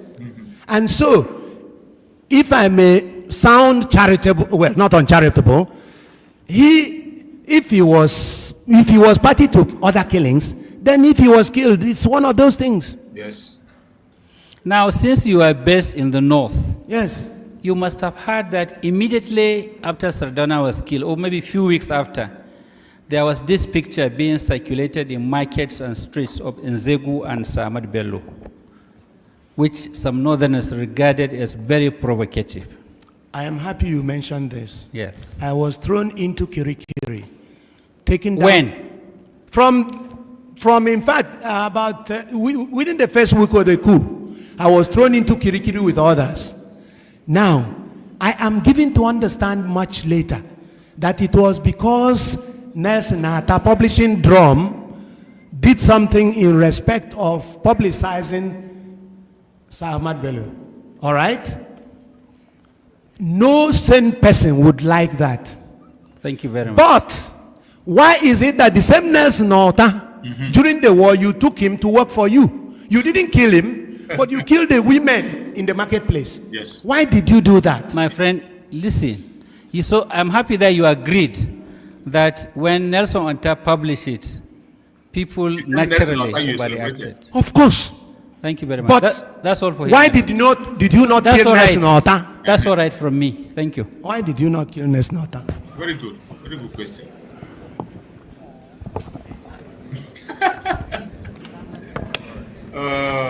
This is really interesting. It's really interesting. Witness. If I call you Captain Ben Boulier, Call will you me answer? anything. Let me wait a minute. Anything is okay. Wait a minute. I will not allow a situation where it's a free-for-all fight. You listen to my question, I listen to your answer. Please restrict yourself so that we can make progress. If I call you Captain Ben Boulier, will you answer? If you call me anything, I will answer. Do you know why? Just wait a minute, wait a minute. Okay. You have answered my question. I am not asking for the reasons. Now, probably cleverly, this book you wrote, a copy of which is before the commission as an exhibit. I'm also happy you came along with so many. I picked one outside. Thank you. And I'm grateful for that. This is my personal copy. Now, it's okay. yes, I bought it at 500 naira. It's very cheap. Witness, Exhibit 8 before the commission. Now, I tried as much as possible to read the entirety of this book. Beautiful. And I did not see any portion of it where you called yourself Colonel Boulier. Why should I? Wait a minute. I'm going to ask you a question. All of them. Wait a minute. Similarly, I wasn't at Enugu, but I have the cassette of the sittings in Enugu, and I have the certified true copy of the transcript. You never introduced yourself as Colonel Boulier. You came into the witness box and said you are Ben Boulier. Beautiful. That's what I normally do. But whenever questions are thrown to you as Colonel Boulier, you were answering. I will answer because you are the one committing the offense. Now, witness, by these indices, listen to me. I have not asked you any question. I asked you only your name and you answered. So I have not asked you. Listen to the preamble before the question. So by these indices, you are agreeing that you are not colonel and that you did not deserve to be a colonel. I will lead you to. I deserve to be a general. Let's go to that. When did you join the Nigerian army? I joined in 1960.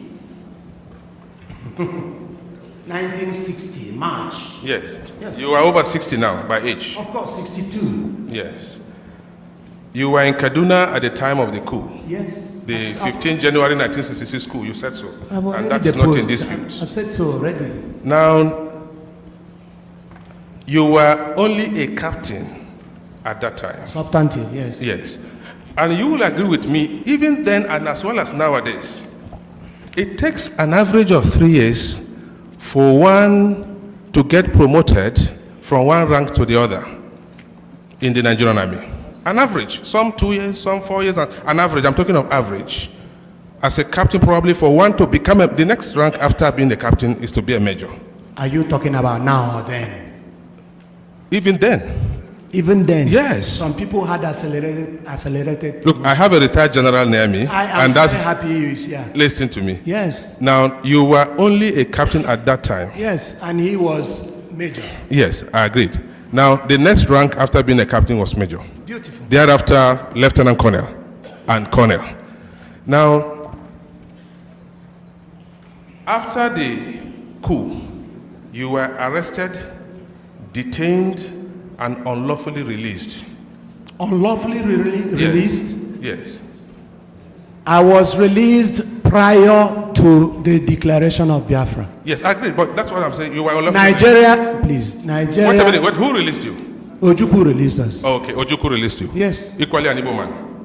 Of course. Okay. He couldn't Now, have been a Hausa man releasing me at Enugu. Wait a minute. Now, you were again arrested and detained for about 5 years from, I think, 69 to 74. You were released in 74. The war did not end 69. Okay, you were arrested. arrested. Okay. You were kept from 1970 to 74, October. About 4 years.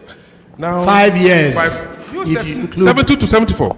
70, 71, okay, 72, including 70. 74. About 5 years. Yes, about 5 years. Now, Bembole. Sir. Yes, go ahead. Look, I would like to extract from you. You call yourself a colonel. What? A colonel. You call yourself a colonel.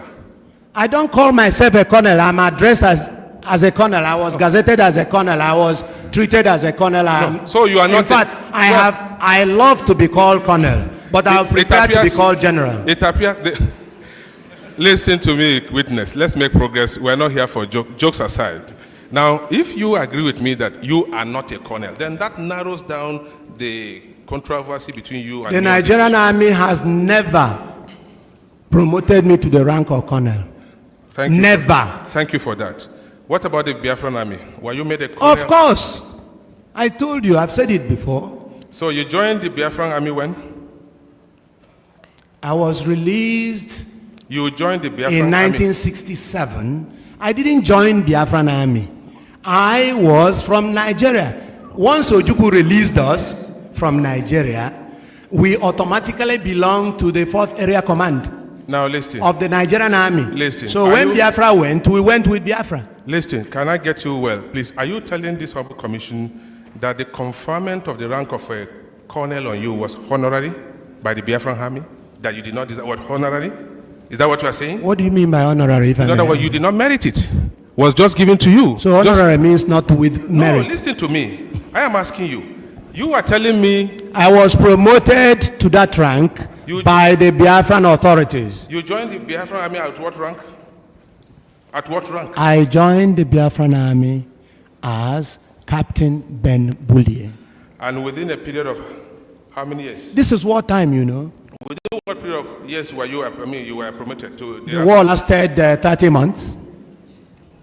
30 long months. Within 30 months, you were promoted. There were those who were promoted faster. It's all right. And I was a wounded soldier. Now, Mr. Bule, the entire nation, and indeed most Nigerians, particularly the younger ones like ourselves, are happy to have you before this. Thank you very much. This one. Okay. Yes, the entire nation. Yes. he will tell you that something called field commission, Hello? isn't it? General. Something called field commission. Yes, there is field exactly. commission. I didn't have. I was in the army. You were not. Maybe he has field promotion. I did not have field commission. My lord, he is saying he didn't have it. You don't know what. Listen. This is a very interesting. I can watch this over and over and over again.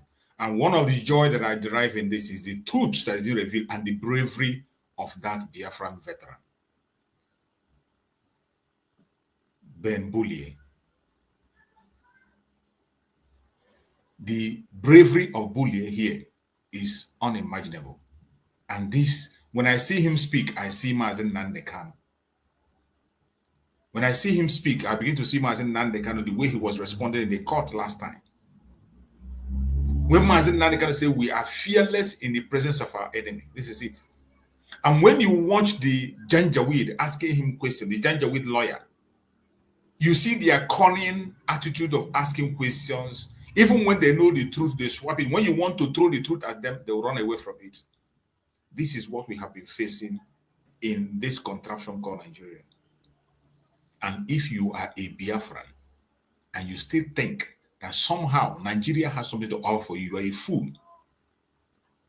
If you think that Nigeria has anything to offer to you as a Biafran, or you can be at peace, or you can have anything called love with Nigeria, you are a fool. You are deceiving yourself. The only way we can have peace is for us to go our separate ways. When we go our separate ways, everybody will begin to respect each other. We will begin to have a constructive discussions and a healthy competition. That is what we want. But the more we continue to be with these people, the evil will continue to strive. And I bet you it is going to get worse. It is going to get worse. Wherever you are as a Biafran, tighten up your belt. Prepare for this journey. The United States of Biafra have been redeclared again. And we have to give everything in us to see that it succeeds. Dr. NgoziOrabueze today is piloting the affair. And the primary objective is to secure life and property of Biafran people. Your support is needed. That is the only way to go. You're welcome, my beloved sister Ojugo. Let's hear from you, my sister Ojugo. My brother, hey, thank God I woke up and I saw this Opota panel. Yeah. I was filled with so much joy. You see when a real, not mixed Biafran blood is talking, you will know. Exactly. Oh my God. Undiluted Igbo man is talking. The difference is so clear. They are ready to die for their people. They are ready to, whoever that is there does not matter. He said, my brother. Oh, they called the other person. I say, yes, it's my brother. Ojukwu took us home during the Biafra war. Still maintaining that brotherhood. My dear, oh my God. And who on earth in the world will see the level of hatred in these people? The hatred is so much. So much. There is a way at all that there will be a true and sincere reconciliation? No, never. Never. It can never happen. In fact, it's going to be between Israel and Pakistan and Hamas to them. That's how Biafra and Nigeria is going to be. The level the level of hatred is so much. But that man still living, the Igbo man. The Biafra man, is he still alive? Yeah, I think Konebulia is still alive. I think he's still alive. Oh my God. I think the guy is still alive. We need his connection, his advice. These are men. When men were men. When Biafra men were Biafra. No fear. When men were men. I try to avoid using that word. I'm telling you, because I mean, that when they are there, their women are so happy that our men are there. Yes. You know, not the one that you will have, and you're not sure if he's able to defend you or not able to defend you at any time. It's painful. It's Mazen really, Nadekan was crying and saying, "Where are the men? Where are they? Where are they? Look at, oh my God. Don't we have men anymore?" I wish I feel like to rewind back so that we have those men, but with media. Because what we suffered was lack of media. Exactly. It killed us. Yes. Otherwise, these people will not win us. And they can never win us. Never. Never. No matter what 1% of politicians are doing in our land, they can never win us. They can never win us. Because they think that Simon is no more there. Soludo is puffing his tail, fighting the native doctors, which some are good, some are bad. Now, Imo State governor has risen from his own. They don't want native. They have their purpose of doing that. They're thinking, is this native doctor that provide juju for our Biafra Liberation Army? What about the Fulanis that carries the highest No, juju? that one doesn't concern them. The main issue doesn't concern them. When it comes to the fighting against their own people, it's very easy for them to go. Oh my goodness me. Very easy. When it comes to take the life of their own and fight them, very easy. They don't need approval from Abuja. They want to take away any power at all that we have, so that they can surmount us, so that these people will have free hand, free freedom to take us out of our land. And then, you see that assignment they gave them, it will never work. I promise them. Men are there. They took Simon Ekpa out. These are lions. Look at Nnamdi Kanu. His voice and this man and Simon, oh my God, these are men. These are men. But I thank God there's still few of you that are still real core Biafrans. Because when people talk, you know those that are real core and those that have some bad blood mixed in their life. Because the problem we have is a lot of our men now, and we feel guarana their blood. Something guarana their blood. You know, I'm just telling you. And it's easy for you to identify them. And they check those people they born within that war time and that have grown now. Like most of them, madam, all those things. You see them, most of them, they are mixed blood. Because during the war, anything happens. The military pregnant women, most of those Fulanis at Okigwe Road, pregnanting girls there, you know, all those, and most of them, their children speak Igbo. In fact, all of them, their children speak Igbo, because I've traveled along that area before, and I couldn't believe the real Igbo language that a man selling suya along that road was speaking. So, I am, oh my God, I'm happy that you're bringing, because I know maybe I was in my teenager or something like that when this Oputa panel happened. So I wasn't sure what was going on, but I heard about it. But now you're bringing this, it's kind of, I'm learning a lot and I'm seeing, oh, this was what happened during Oputa panel. Oh my goodness me. Thank you, my brother. I hope this is teaching our men lesson. If you are still sleeping, wake up. Wake up. We can never be in the same place with these people. Never. They will get up in the middle of the night and put a knife on our head and spill our blood anyhow, and they won't care. There is so much hatred. You can see the person, the lawyer, questioning, oh, because he's an Igbo man. Why didn't you do this? Because he's an Igbo man. Because as an Igbo man. Because he's from the East. Because he's an Igbo man. So who on earth that... Just trying to shift the whole blame to the Igbo.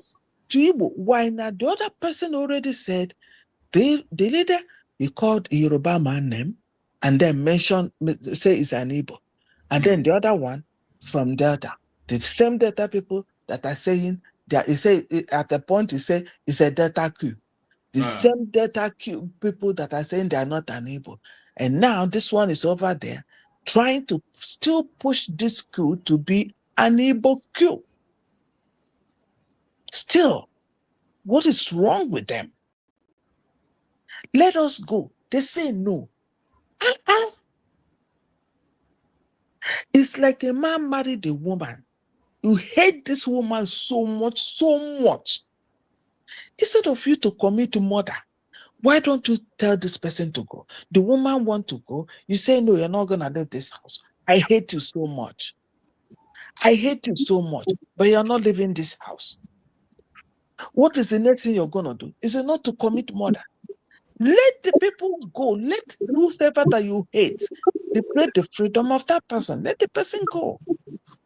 We're not asking, we don't want to be we hate haters like you. We just want to go. Oh my God. My brother, thank you so much. Thank you, men, our men, please learn. I hope you learn. Thank you so much, my beloved sister, for that amazing contribution. It is so sad when we see the kind of people we have these days.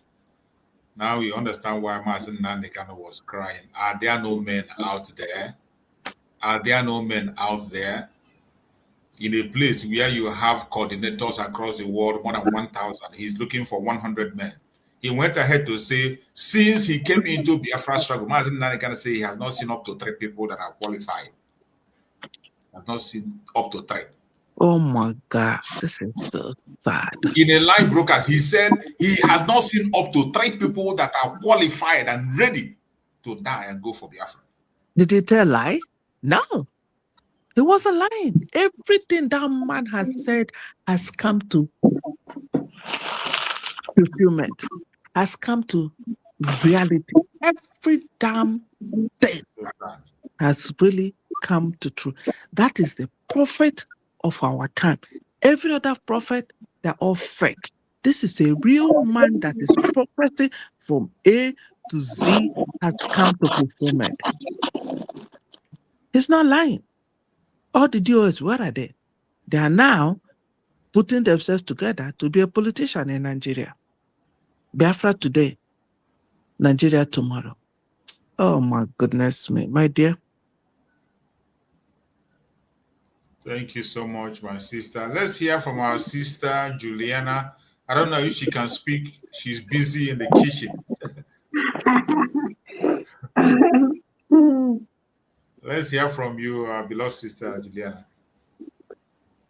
Good morning, everyone. Good morning, my lovely people. Welcome. Yeah, actually, I'm cooking. You can see me. Just came back from the market. Yes, I am so proud of this man. I'm telling you, I feel like giving him a big hug. When I get this man's discussion, and I became very proud of myself to be a Biafran. Absolutely. I said to myself that I'm so happy. There's still one Moses in our land, apart from Nnamdi Kanu, apart from Mazi Simon Ekpa. There's still another Moses. Mazi Nnamdi Kanu say, when you kill another erupting, like elephant grass, how many are you going to kill? How many will you kill? Imagine As corrupt as Nigerian government, even in the Oputa panel, you could feel the tension, you could feel the level of discrimination. You are asking me a question, you are not allowing me to explain. You'll be giving boundary, and then boundary, the same boundary they'll be giving to Biafrans, the same boundary Anama Krani Kembe. You must not cross here. Even in your office, your position must not pass here. Also called Goala. They will only use you to achieve their aim. You will never cross that boundary to Terege. That is the same thing this man was practicing inside of Puta Pana. The whole world is seeing. You ask somebody a question, you don't give him room to talk. You say, why did they release you? The same reason they could release you, a Biafran person. The same reason they would have on you alive. Why did they not kill so person? That lawyer could not answer that question. How can he answer? They killed Aguironsi and they left Gowan. They killed Aguironsi because Aguironsi did not judge them. Now, Gowan also did not judge them and they left Gowan. Exactly. So now, Yana Jukwa the man. So they left you alive. So they released you. Yes, my brother released me. I was so happy to hear that word, my brother. Exactly. This is what I'm saying. My brother, he asked me, is it an Osama that will release me? My brother released me. Of course, yes. Is it an Osama that will release me? Osama will kill him. If you have the opportunity, he will kill him. So you can see the level of discrimination. Yes, are you saying that Igbos are everywhere? If you are everywhere, does it mean you're giving the opportunity to excel? That is the lie. The lie they used to deceive some of us. They use that lie to deceive us. They tell us we are everywhere. Igbos are everywhere. They're succeeding everywhere. They're living peacefully everywhere. Peacefully where?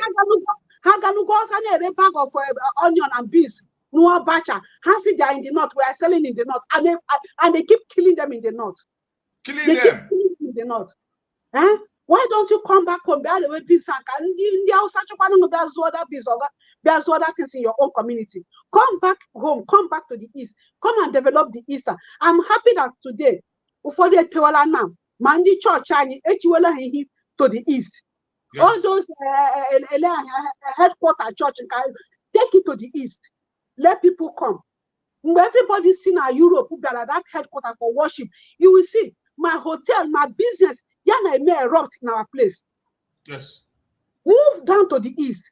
What are we looking for that we do not know? Move down, they will look for us. And you will gold. They cannot do without us. They can't. We are just like people who don't know their value. We don't know our value. If we stand up today and move, they will look for us. We should continue fighting. We should continue fighting. Only with them that sometimes they talk from the side of their mouth. All the peanut. They sell their birthright.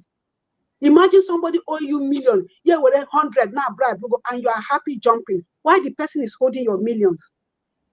So it's so painful, and this man made my day. When I listened to this program this morning, I was just laughing.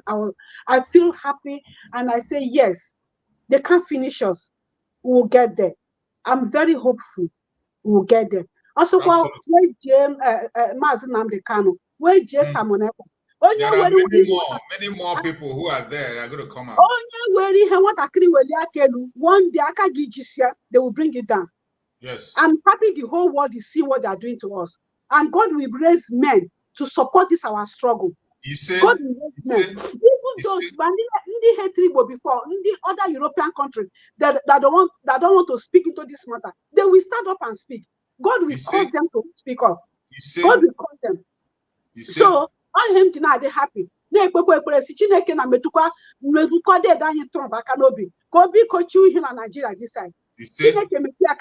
can use anybody to fight this cause for us. Also, and we cause men to be at peace with you. Before they will turn around and help us. They will help us. Highest will go into bargain. Other countries they did not fight free. I look go free. And I going to bargain. I know this my enemy. We'll settle scores on the table. Business wise, we'll do it. Everything have a price, and everybody have a price. Absolutely. So God will do it for us. We we are getting to the end, though. We are getting to, because a lot of things are revealing. It's not our own power. All Chineke expose. The whole world will see how Biafrans are being humiliated. This is why our children, Ghana, other countries, Europe, US, United Kingdom, everywhere, big doctors, physicians, everywhere, scattered all over the place. By the time we come back home, the world will fear us. The world will fear us, and they know. It's only few that know this thing. We have the sense to go into alliance with us now, not to be too late, so that to our promised land, they will sing along with us. Thank you so much, my brother. I'm so happy. I'm so happy to see this man this morning. And I pray that God who gave him that boldness, will keep him alive. But nobody will strike him down. And I pray that let this same spirit flow into other men. Other men Igbo men,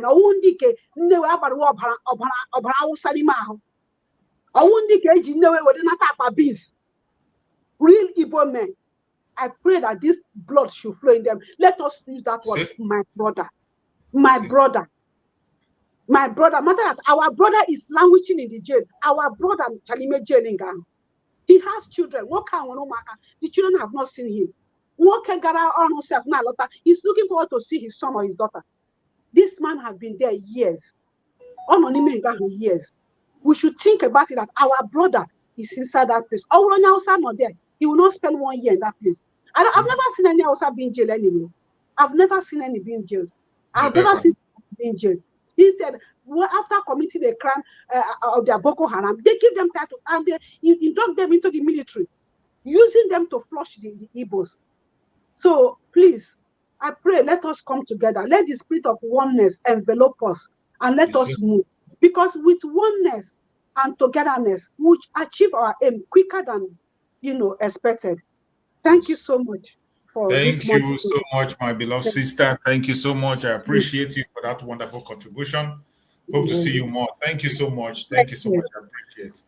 Akonyo Wethere, go ahead. Talk to us. Let's hear you, Akonyo Wethere.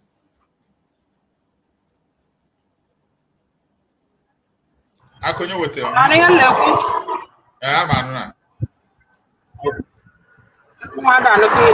Let me talk. Thank you very much, my brother. The word is enough for a wise. This is what I am very much delighted this morning. Very much happy because I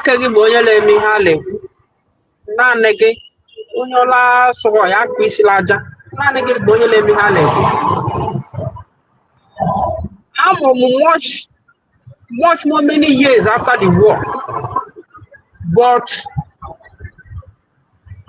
when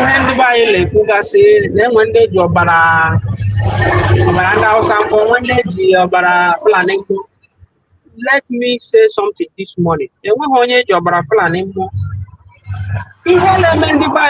the war, we are subjugated to suffering,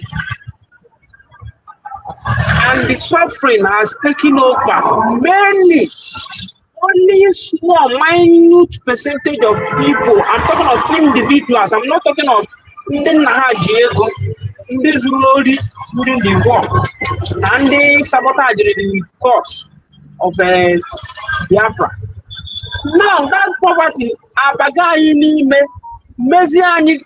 we entrench here that survival of the fittest into us.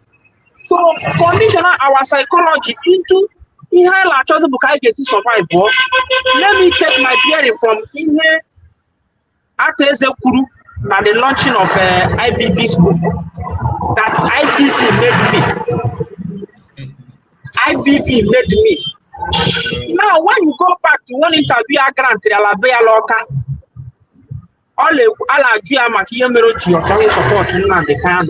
he said that I fought the war.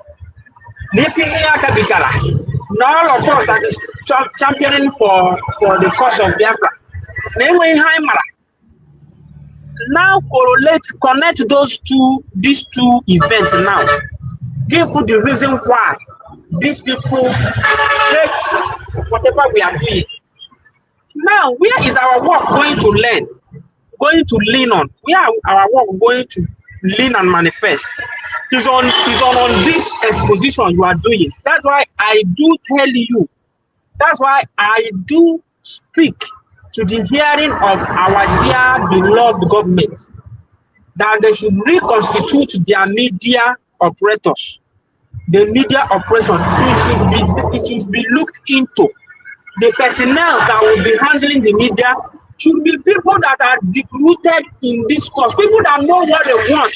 Such persons, one of them is you. You know what you want. You are not after where belly face. The freedom of your own and your unborn children. You defined what freedom is all about. And you wanted a structure that is rooted in freedom. Because you will not live forever. So that when you are no longer here, your people will enjoy just as the way the countries that all of you are domiciled. If the people that fought for those countries to be good, that it was able to accommodate you people, and you people are reaping the dividend of their forefathers, if they were not people that come to the understanding of what freedom entails, and they fought for it and build a structure around that freedom, I don't think where is my point heading for this morning?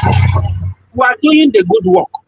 Now, if we have multiple media that will withdraw themselves from saga and be digging all this vital information, preaching to the people like us, who were born much more days after the war. Some people would have had the opportunity of reading some of the books that these people wrote. But with this, your explanation and the contribution of people, other people that have maybe more understanding of the written book, and once listening to you, as you contrast the detailing of the event, they will now understand the reason why their brothers, their elder brothers, are talking about this freedom. It will now have a way in their hearts by taking from them that sabotaging spirit that will make them feel like, this Biafra is not come. Let me work with my brother that is in the Senate to get what I want. So this is where this USB has to go deeper. And this is the truth. There's nothing like the truth again. This is the truth. Pushing out constructively our grievances. This is one of our grievances. These are the things that made us to say we detest Nigeria. We don't want to be part of Nigeria again. That is my little submission on that note, my brother. Now,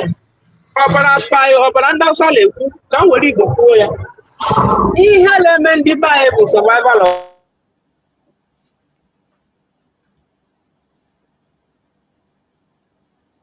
we can't hear you anymore. I think network problem has just survival of the fittest.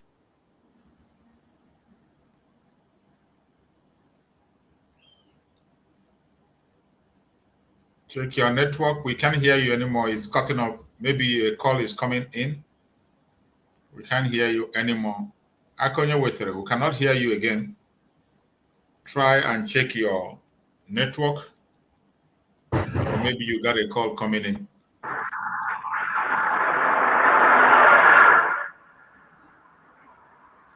Akonye Wetere, we can't hear you. We cannot hear you.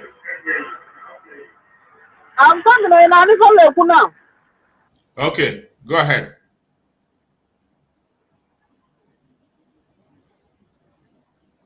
We cannot hear you. We can't hear you. Hello? Hello? Are you hearing me now? Yeah, I can hear you now. I can hear you. Go ahead. I can hear you. Okay. All that survival of the fittest they push right to our problem. So yes, and more media.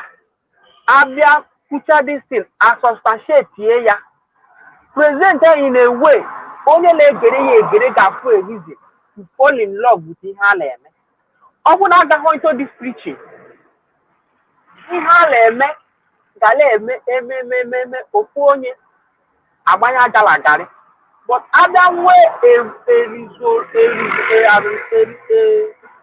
a more driving force of individuals who were the understanding, deep-rooted understanding of what is the real meaning of this Biafra utopia, or that they had for an external intruder or a cancerous somebody, if they penetrate here and plant here,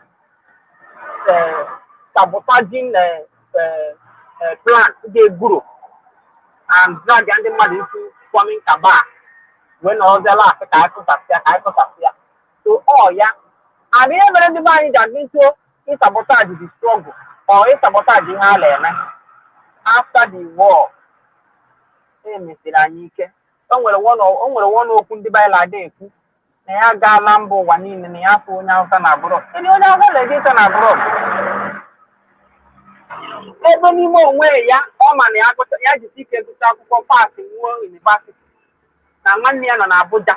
Onye chọrọ isi politics na ọ ga politics in 5 years no nwere ike ịbụ governor or a senator or house of rep member.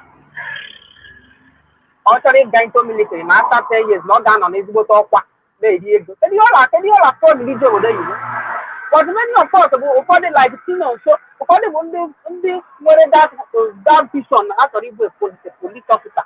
Aga ebe a fụ na the corruption na the system. The corruption na the system abụghị na only that na corruption na ebe a nọ na a na-ama line ya. Many of them pull out. Many people of Igbo extraction resigned from army after the inception of Boko Haram. One of my friends, ndị be egwula n'Enugu State na Nash, ndị be egwu. Echefugo m afọ ya, nwanne ya nwoke ụlọ azụmahịa bụ kọstọma m bụ Dombo. Mgbe after ka o jechara peacekeeping station. Mgbe ọ batara rehabilitation, nwanne ya ekpe abịa ka ọ bịa ka ọ fụ kọstọm ya na-ebunye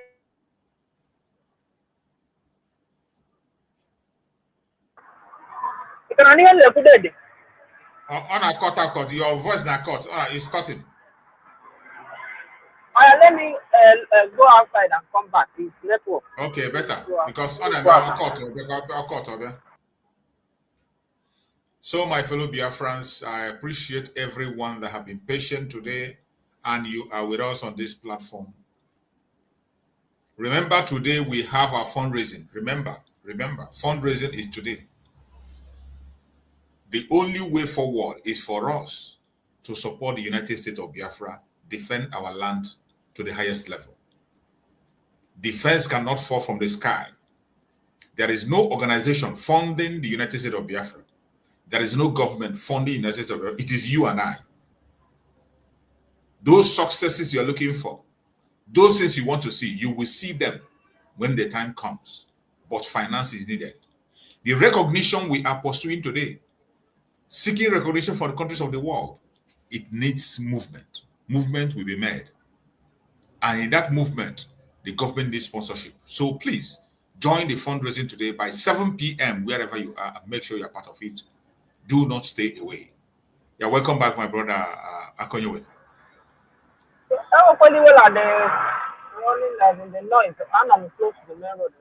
Yeah. So when they made the guy that la shop, when I do the guy, this Boko Haram, now. Or what? Money the answer. You okay? This book is going to put or someone has Boko Haram. Yeah, like what they do after 2019 or 2018. Or someone has Boko Haram. And Boko Haram will scam. Now, but I drop a laboronu. Now I drop from plane as in top a lefe. Have that too. Ni had the land the other case. Have the case. Send the Hakahawe day toward the rebel. Ni had the drop over 7 in the evening. Now but now he had an trigger till 7 o'clock the following morning. Now how bad is all those people? About that before commander call has not the go fit. Then when they call from above, draw. Just imagine. No one in Nigeria thought he wipe Boko Haram today. Now how the capable wife, yeah. Of course. Now, among the guy, now. Yeah, I volunteer for rehabilitation of people.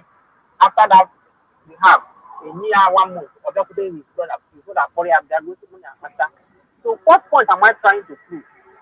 Now, this Boko Haram, the little study movement on Boko Haram, after the militant take la South. Jonathan and Ayara do a Benny Hamnet. Who the Beverly Nahaji, Papu Jonathan? They are I will have to okay. Now, if not take Apple, I will go. So now, I have to create a Boko Haram. Let's today, I rehabilitate. I rehabilitate. A bunye ego, bunye here, Abidopa, Abitoka, Halari, Fanny, Halem. All this heterogeneous nature of Nigeria. We have the indigenous people. I'm not talking of the elite. Elite are one. Because all serve against the Halem and their cacos. When you come, you play along, you get your own, you go. Moreover, all their children are not in Nigeria. The ones in Nigeria are in a good place. For example, Aero-5 children. They are all in good position. So there's the need for them to be in Nigeria. So the masses, now when you come down to Igbo, the indigenous people, I need the sensitization. We have Nnamdi Mere.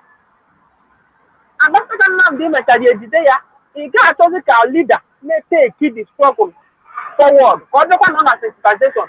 The work to get the vote warrior to the media.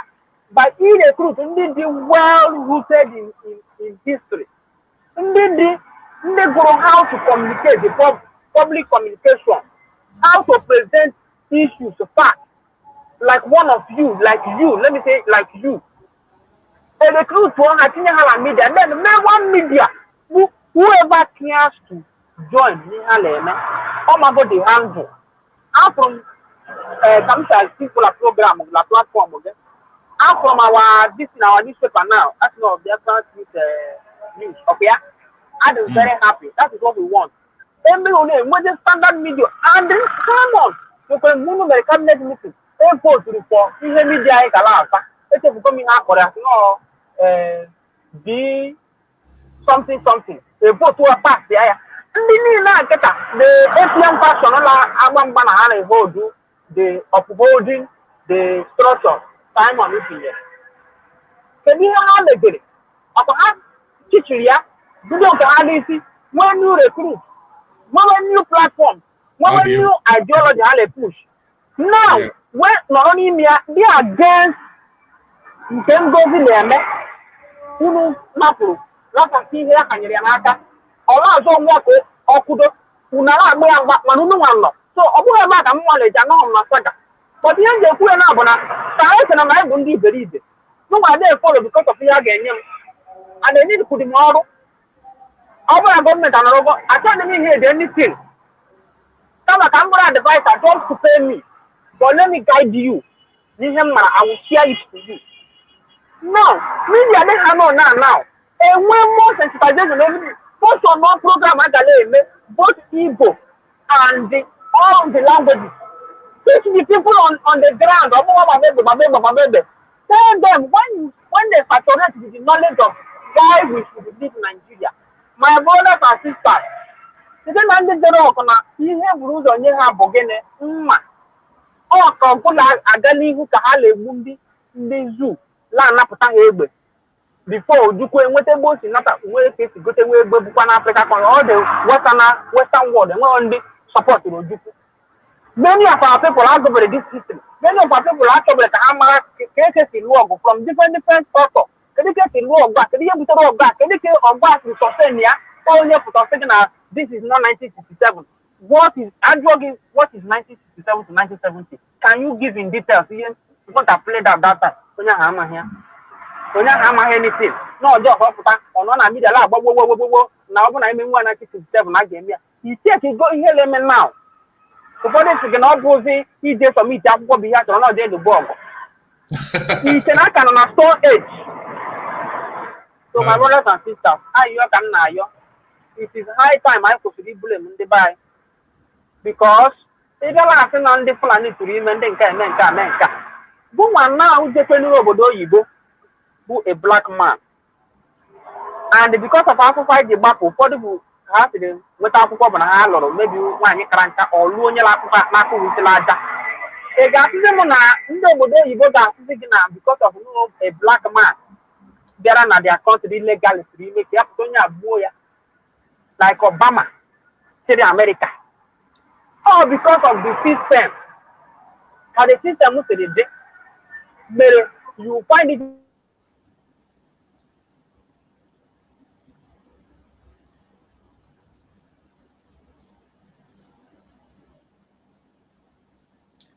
We cannot hear you.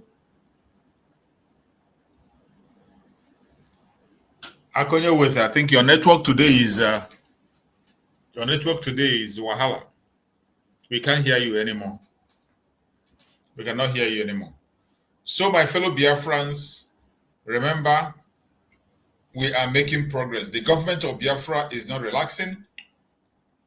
Very soon, our passports will start being issued. You can see the sample of the passport have already been shared by the Deputy Prime Minister. What you are seeing now is from her own platform. This thing you are seeing, I am sharing it from the platform of the Deputy Prime Minister. This is her platform. Breaking. We are going home to a fully protected United States of Biafra. COS, DPM. That's it. This was shared in her own platform. This is the platform of our Deputy Prime Minister now. Deputy Prime Minister, this is our platform. You know, her former platform was suspended. The former one I used to share all the time online is suspended. Now, this is the platform that she's her ex-platform. This is her ex-platform. So Deputy Prime Minister, this is her X platform. If you're not following her, you can go to X and follow her. Deputy Prime Minister. The former account she's using was suspended, so she opened a new one. So she shared this on her platform. Our new passport, Biafran, United States of Biafra passport, to be issued very soon. We will start issuing the passport, and Biafrans will have it, and everybody will rejoice. See, the United States of Biafra government has just announced major development. The USB international passport will soon be unveiled. The application process will be open to all citizens worldwide. This landmark development strengthens the right and recognition of USB citizens across the globe. For all inquiries regarding passport application, asylum, support, documents, legalization, and your right as a United States of Biafra citizen, contact your regional service points. Asian, Middle East affairs, Asian affairs, and so these are places to contempt: Asia, Europe, Oceanic affairs, North, South America. So very soon, people will start applying for this very passports, and issue will be done. So we're making progress. The government of Biafra is not idle. Our government is very, very busy working 24/7 and making sure that things are put in place. I appreciate everyone that have been part of us on this program today. I thank you so much for being part of the program. Please be there 7 p.m. for us to do the needful and support the Liberation Army on the ground. Our Biafra land was defended. The Biafran government was protected. Please don't fail to be part of the fundraising today. Be there. Yesterday for the ID card, many of you were there. I appreciate everyone who attended. And if you have not yet applied for ID card, every Friday is for the ID card question and answer. Confusion that you have, you can be able to come in and ask your question. May Chukwu Okike be my guide and protect everyone that has been part of this program today from the beginning to the end. Thank you for being part of the program. May Chukwu Okike be my guide and protect those living home and abroad. May Chukwu Okike be my guide and protect our Deputy Prime Minister, Dr. Ngozi Orabueze. May Chukwu Okike be my guide and protect our Prime Minister, Mazi Simon Ekpa. May Chukwu Okike be my guide and protect our Supreme Leader, Mazi Nnamdi Kanu, the Ohamadike of Biafra land. No weapon formed or fashioned against us shall prosper. Thank you for being part of this program. I will see you again tomorrow. By the grace of Chukwu, we shall meet again tomorrow, and we will continue from where we stop. Thank you so much, and stay blessed.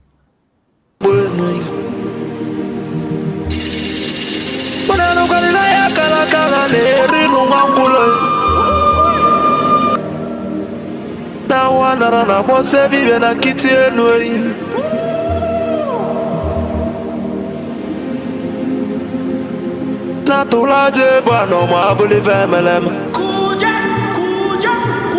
Otibe kwa natulane bovo.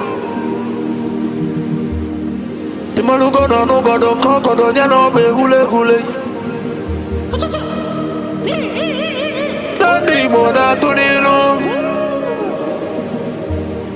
Naya kalakala kwa lerinu mangulu. Ngula matali waso jere futa mbaka njuba diali. Mama abulezi okwenu. Na baka la kelwe gonezi enwe. Nubocha kala kelwe gonudezi. Maka na baba neno waralu nunuteyi. Umu Biafra kunyenwe. Umu Biafra kunyenwe. Unanu kwa ni mono nuno mono nezi biakenenwe. Ono nenu lira tono nanda kulugu seji tono nugu banataye. Kanyi wele fobi wena tabanu banyo. Makana nyuko no 1 million no we bofu wa mabulezi okwe. Naka ni kwata milake kwa kwacha sienyi kakesu ezo pabule bewaro tamano. Umu Biafra kuyenwe. Kanyi wele fobi wena tabanu banyo. Makano fobi abakama. Nana nugo noe.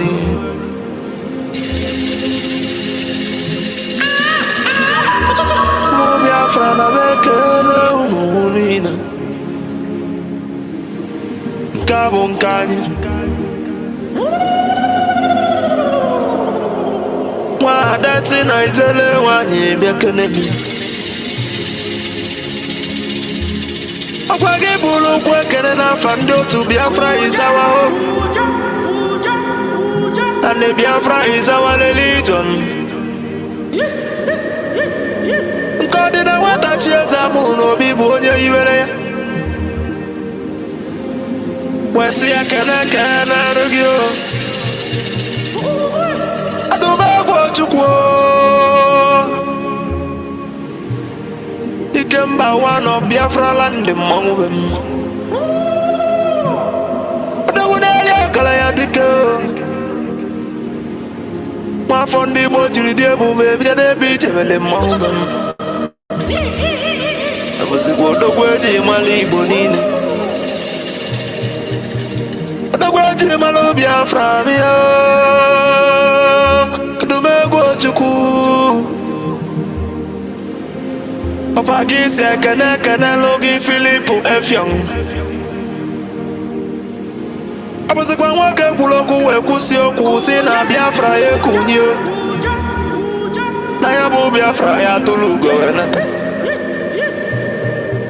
Unabulu na yabu Biafra ekuigo. Noko gule mwatanaka na ele. Abagise kana logo nyendu manzi nande kalo. Amadike Biafra kedebi ndike.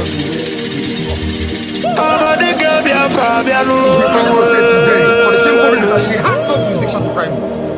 None whatsoever. I came out of Bagibo foye tilindilo mbadangula unis. Accused from my case and cannot try my case. There are things that are happening in this country that a lot of you do not know. It is my duty to make that very, very clear to all of you today.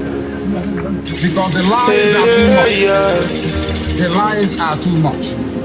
Nisi ekene kene logi Biafra COS Dr. Ngozi Orabueze Biakenelio. Abuzikwoke wanyigi kabuna bonama. For personal gain. Ada Biafra ni toto. Her son and her husband are facing corruption charges. They told them that if they complete me, this is what happens.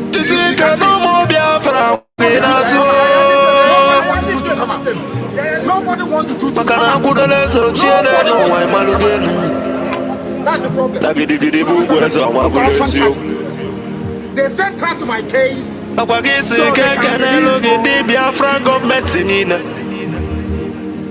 they know na exile cabinet bi anolo no mu. Ono ekene unu jisinu ike na chukwu na nda na ya agba unu ube. Maka na onye soro bịa ya atọ ka ịmalụ ga-enu eyi. Jisinu ike. The Biafran Liberation Army Umuchukwu.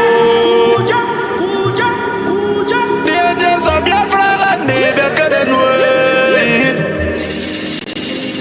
the great oracles of Biafra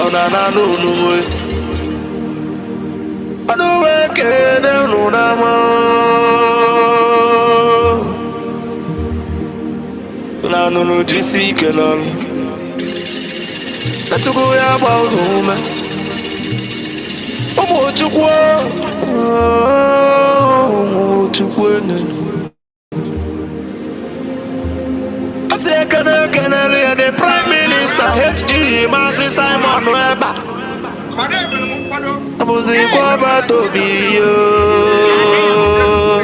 The best.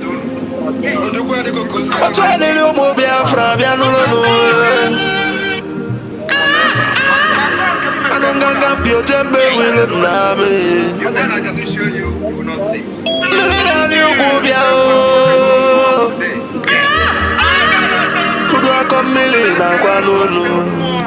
Yes.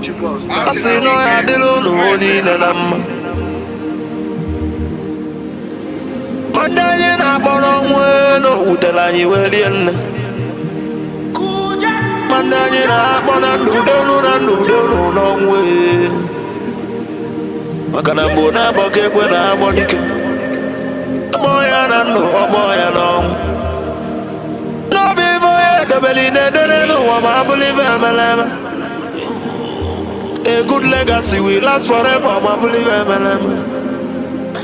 and the remembrance of my beliefs you.